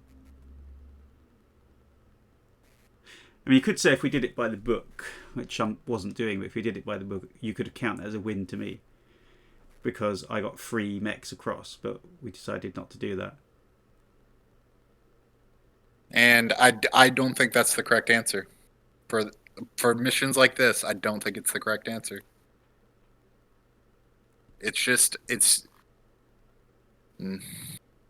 Clans have so much BV and so few units that if you're stacking it entirely on BV, and what happens when, there's not a lot of jump jet units, or, it's all they've got's heavier units, heavies and mediums, and they're able to fight their way across, but, you lose one mech, and you lose. But on the other side, I just don't want to see it turn into a game where people are just basically jumping across, dropping loads of elementals, and then winning because they've got more elementals than anything else. It's just a bit flawed, dude. Though the forces he has would take care of, but I mean that's the point, though. That's the mission. You're trying to change. You're changing the basis of the mission by changing it from % of units to % of BV. No, but we're changing it because BV didn't write BV into the game. Because BV wasn't, they didn't consider BV to be a thing. Who didn't? Well, the people that wrote Battle of Tukayyid Catalyst, when they wrote it, they were writing it explicitly to not write it for BV.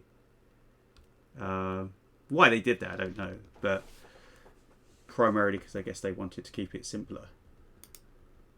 So, Mackie, you're quite in favour of supporting the clans, but do you find it's really difficult for a sphere to have to kill everything on the island in 5 turns? Yeah, it's very hard for you to get your victory conditions, isn't it?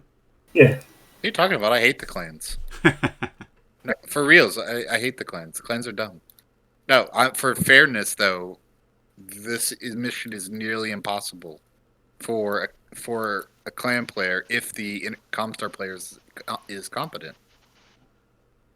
Well, you said I'm incompetent then. I mean, how am I supposed to wipe out his entire force in 5 turns? With only, 20%? Why do you have to wipe? You don't have to wipe out his entire force. You just have to. I do. Oh, you have to wipe out the force. Yeah. I mean, no, I saw that too, and the mission's damn near impossible for the ComStar too. It doesn't actually say what happens if it's a draw.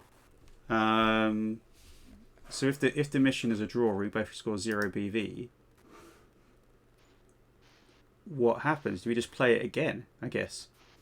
No way. Yeah, no way. Because it's the because I haven't lost, so I don't go back to retreat with the Falcons, and I haven't won, so I don't go forward to Alala.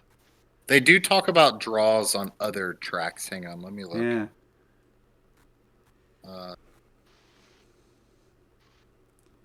So I guess I would just stay here and have to try and do this again. Campaign start. So Prezno River. If you win, you can either move to Alala or home to if they win. It doesn't talk about draws in there at all. It talks about a draw on Prezno Plain, which is interesting.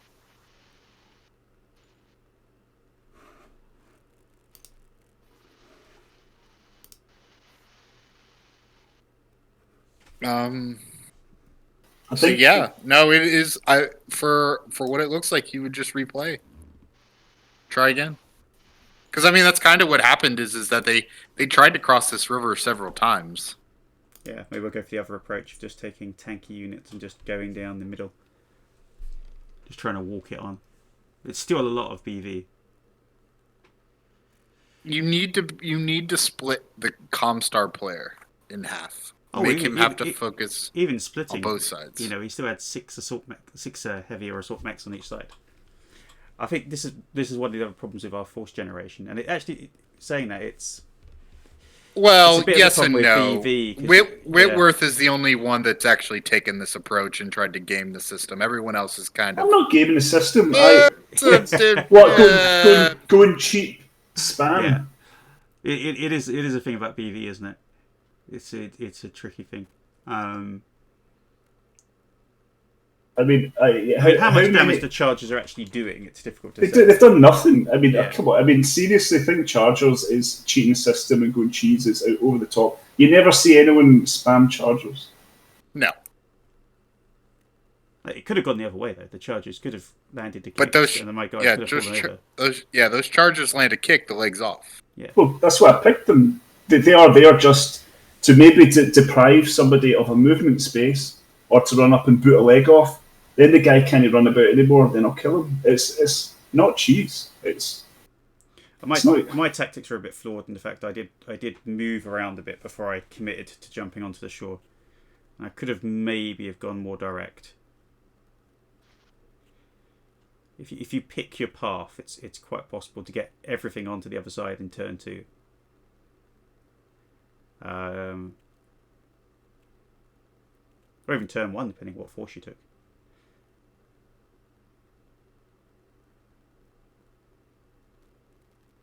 I say you could just load up elementals and just take five jumping medium mechs and elementals, and just keep the elementals on you while you're jumping around. Also, remember, most of my guys don't have good firepower. Was it elemental with blade of armor? Yeah. So this bit's not too bad now. It's just the two heavies that just couldn't make it. That was the problem. Just couldn't get. Because the other thing we were discussing about this is the difference between the board game version, where you where you walk on, or jump on, and Megamech, where you deploy up to 3 hexes already in, which makes it, again, a little bit more difficult. So you could do deploy any and then place up to your movement on turn 1. I actually can't get out of here. Is that? Oh, just click done. He's stuck in the river before. His jump jets are on his legs. Yep. Well, there should be one jump jet that's not. But... Yeah, he got one, but he can't go up 4 levels with one jump jet. No, but you can go back to the back one. That'll be the end of the game. This is the last turn.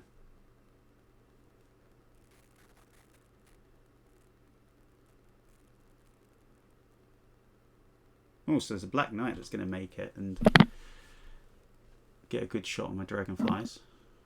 With medium pulse lasers, might actually hit.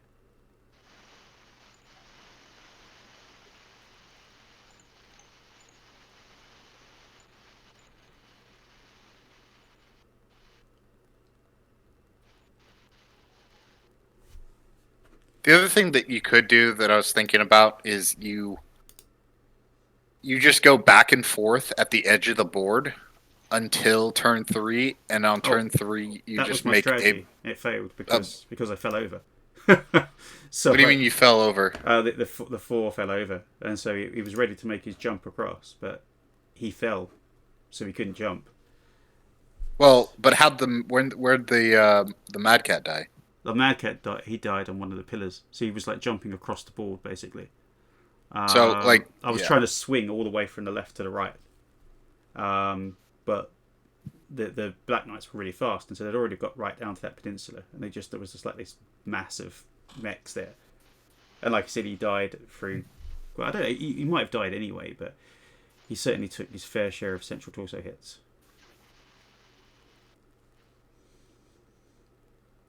Because they're all quite manoeuvrable, even though they're heavies. They're still, it's a small map, so they're still getting there quite quickly. One other thing that I saw, a lot of those beachers are actually blocked from fire because they're down pretty far. So I tried that with I got one of my Vipers there, but then he had nowhere to go because if he jumped 8, he was in range of just being killed by anything. So it didn't help in the end. So what do you mean? I mean, it basically, I jumped in the first turn to the cliff. Okay, and then you jump 8 behind them. Yeah, but they can actually reach me in 8. Okay, so they're shooting medium range at +6. I mean, they're hitting tens to hit. Yeah, he's still managing with that amount of fire. Well, he's now been hit by artillery as well. Because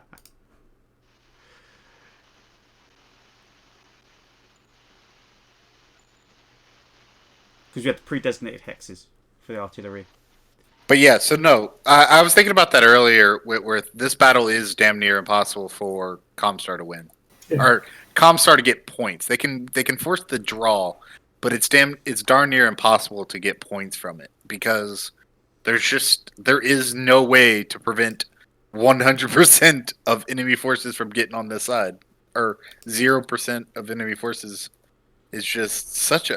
Like, it seems so, like, 25%. I would have thought 25%, It's a bit of an all or nothing, the way the mission's written, because you either get all 400 points or you don't get nothing. There's not...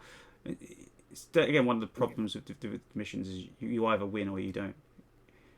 This is probably one of the worst. A lot of the others at least have multiple objectives. This is one of the only ones that only has one objective. It's a hard objective to do. It's a hard objective. It's a lot of points, but it's a hard objective, and it's a binary objective, either all or nothing. And I'm kind of surprised they didn't do what most other missions do, where, for instance, a lot of the other missions are clans need 50% or more, or need more than 50%, and ComStar is less than 50%. And I don't know why they just didn't do that. Because it does lead, and it effectively leads to this. It's a draw, which I guess flavor-wise makes sense again. Like I said, this is meant to be kind of where the Falcons rammed their head a few times until they finally broke through. I mean, the law says that Aiden Pruyde lost like most of his trinery doing this. Yeah, they stacked mechs up to create that one spot in the river.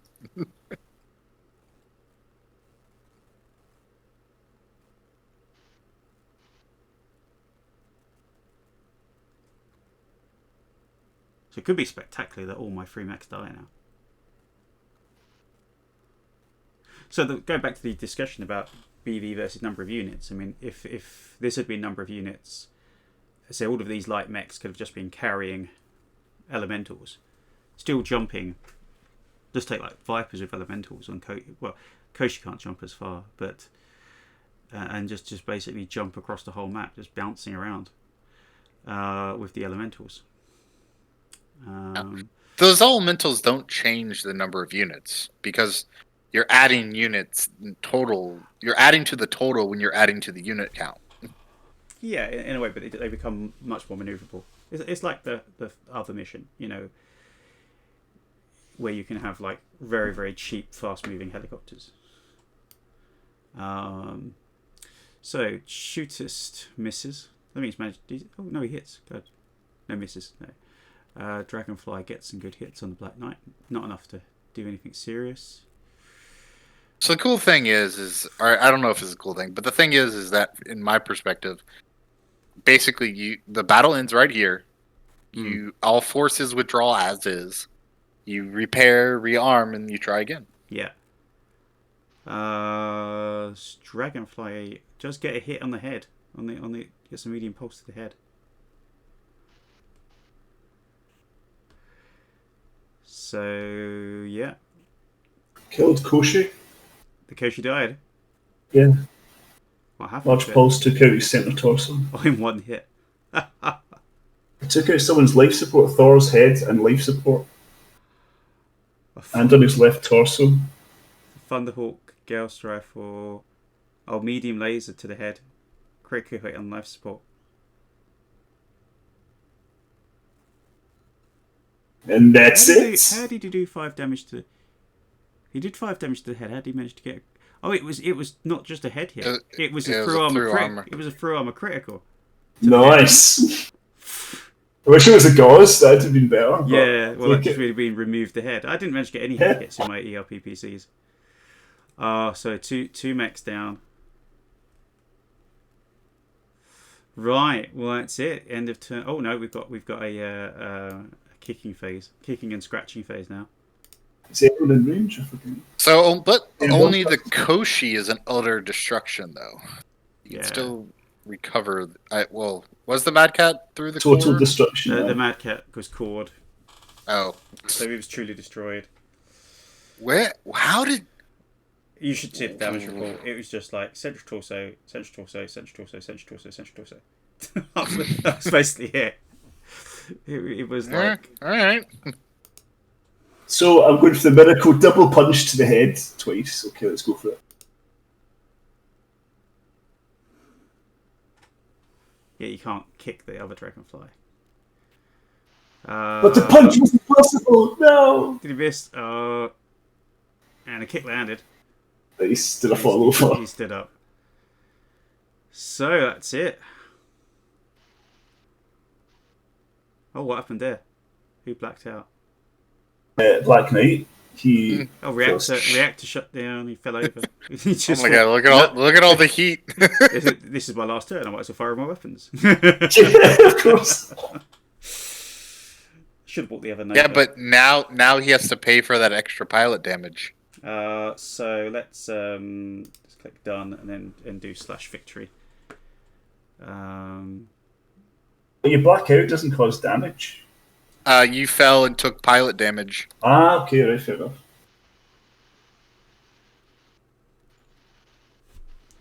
So it's just because the shutdown. The shutdown itself doesn't knock you over, but there is a PSR when you shut down, and it looks like he failed his PSR. How did I do it? I thought. If you put /victory 1 2 3 4. Yeah, Sturt's weird and has a password. It says not recognised. If you do /victory space 1 2 3 4.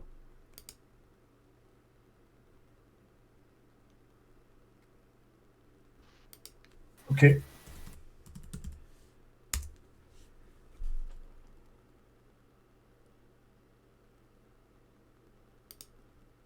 Oh, did it? Ah, there we go. Cool. Right, just click done through the phase and we'll get to the report.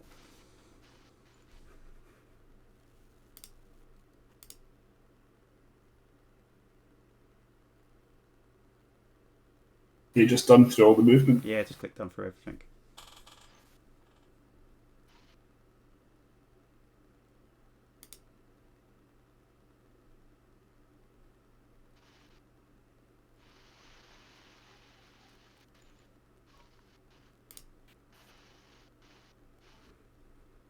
I'm going to reject the other one because you should have ejected.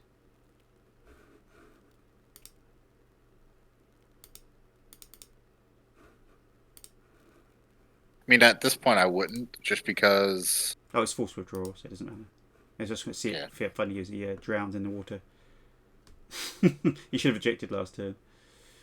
But they flee automatically, so I don't think they drown.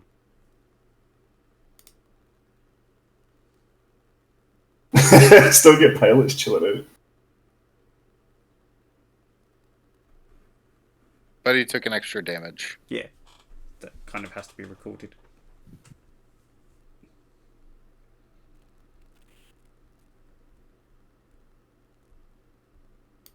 So you could do this potentially with more tanky plan force and just kind of barrel your way through the middle.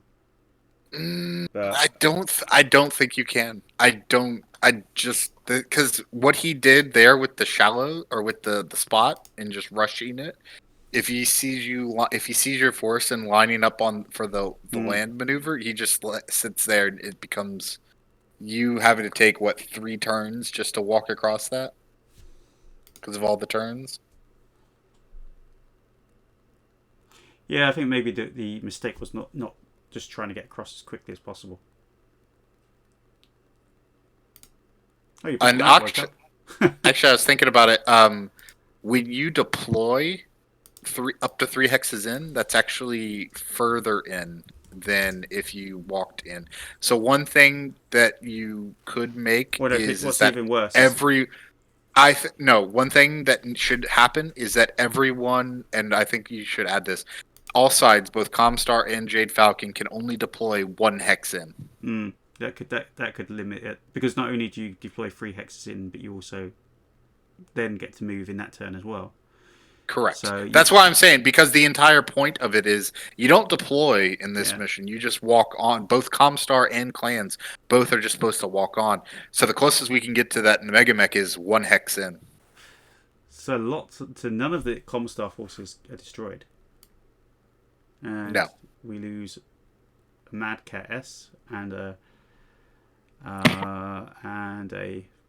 Koshi and a Dragon and the Nova. No, he's not dead. Well, he's ejected. Yeah. Destroyed, but not truly destroyed. Right. Destroyed in the scenario, but not truly destroyed by losing his central torso. So yeah, a not a defeat technically, because we did get troops across the river, just not the 50%, and they didn't win by either measure, so it wouldn't have mattered. But definitely one of discussion of how to actually win this one. Because it is going to be tough to actually, nail down a victory here for either player, I think. And since you have to win, you have to win the objective. There's no half objective to get through. It's going to be an interesting fight. So yeah. I think our interim ruling is if it's a draw, we just play it again. Not necessarily me and Yuka, Ben, but the scenario just plays again there. Because neither player lost. Yeah. What are your thoughts then, Ben, on the scenario? Yeah, it's a bit hard for both players. Yeah. And again, without a second tier possible victory, even if it's quite strange, it could help. Would it have helped me more if you had started only on the back edge and not... Nah, I wouldn't say so. Because for me running 6 to the edge, it's plenty of time for me to get the right guns into play. Because I have to move and then I've got to jump twice. So basically, it actually makes it harder for the clan player, because the clan player has to, unless he's at the right place for his Vipers to jump, he has to run to the shore edge or jump to the shore edge, then jump to the pillars, then jump onto the thing. So it's going to be 3 turns before he hits the ground. But I mean, that's the scenario anyways. Yeah, but it only took me 2 turns because I was able to deploy a bit further forward. But you're right, that's the scenario anyway. It is a tough scenario, I think.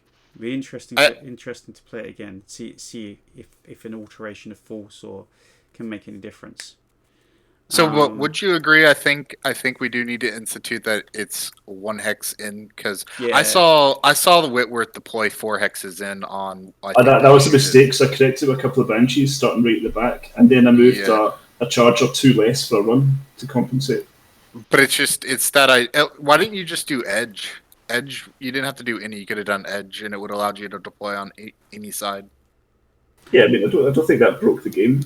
No, it didn't break the game. No. At the end of the day, when you're deploying, because there's no back button, it's easy to make mistakes. Yeah. But making the deployment that you have to deploy for this, especially if you're choosing turning for facing, that sometimes you're clicking your turning maybe a couple of hexes in front of where you want to stop, and then you accidentally have clicked onto it. Anyway, good game, and definitely is a strategy one, this one, rather than a brute force one. And definitely kind of looking for that maneuverability of the clans. I mean, the Vipers did what they were supposed to, but in my force, I can't design a force with that many Vipers. I've got 2. I could go and buy some. That's it. I'll just go and spend all my BV now to go and buy Vipers. How much does a Viper cost? What's its tonnage? 40. 40. So that would be... It's expensive. That would be 1,600. What? 1,600 service points for one. Service points. Yeah, service points. So it's 40 times by 20 because it's a standard technology mag. Times by 2 because it's clan technology. And then divide by 11. So like it's going to be about 140 war chest points. But again, per one. But I mean that's the thing with the clan side, right? It's supposed to be a big drain. Like you either just use up all your forces or. Oh, on the plus side, this didn't cost me much to run the track. It only cost me 100 WP to enter because we. And I think options. I think that's intentional, right? And I didn't bring on my optional force. Because one of the weird things about this, if you bring on the optional force, it adds an extra unit, which means that's another unit that's not on the other side of the river. And because the force deploys only in the last turn, there's no way he can get across the river unless he's I don't know. I think we worked out it's not even if it was a Viper he could get to the other across the river. Because there's no point where you could jump 8 right the way across the river from the deployment zone. I think maybe you could if you deployed on the pontoon, but then you'd be probably landing where all the opponent is, and he'd probably just kill you. It is kind of weird that it says during the movement phase of turn 5 or any subsequent turn.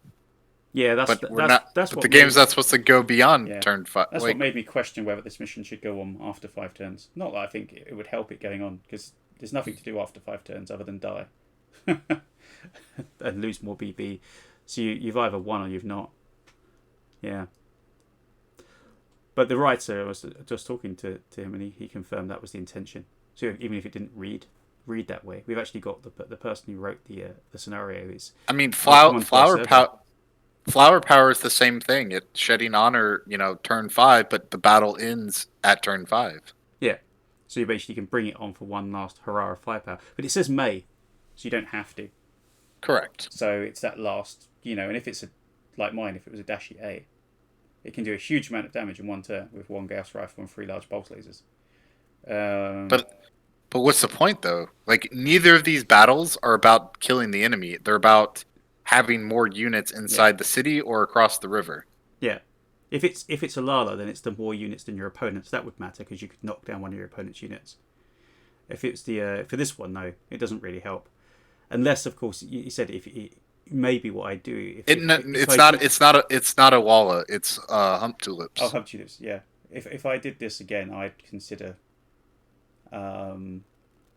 making my reserve mech maybe that Viper and trying to jump it across, but I'm not sure. Again, it would get there. Yeah. So, well, we'll call it a day there. So we're going to go back to thinking about how to beat this mission, because this is going to be a tough one, and how we progress, because otherwise we're going to stay fighting on the river with my Falcon Guard until they're all destroyed. So I've already got one Mad Cat and 1 Koshi that are truly destroyed and can't be repaired, and then some internal damage on the Summoner, internal damage on the Nova. I don't think the Dragonflies took any damage, did they? Nah, just scratches. They took just some armor damage. Yeah. Yeah. Are we counting scratches in this game? Yeah, armor is you still have to pay BV, no tonnage and SPs. To it's not very much. Yeah, it all adds up. I've just for my ComStar force I just had to sell an entire 2 level 2s of troops to get enough BV to do my next mission.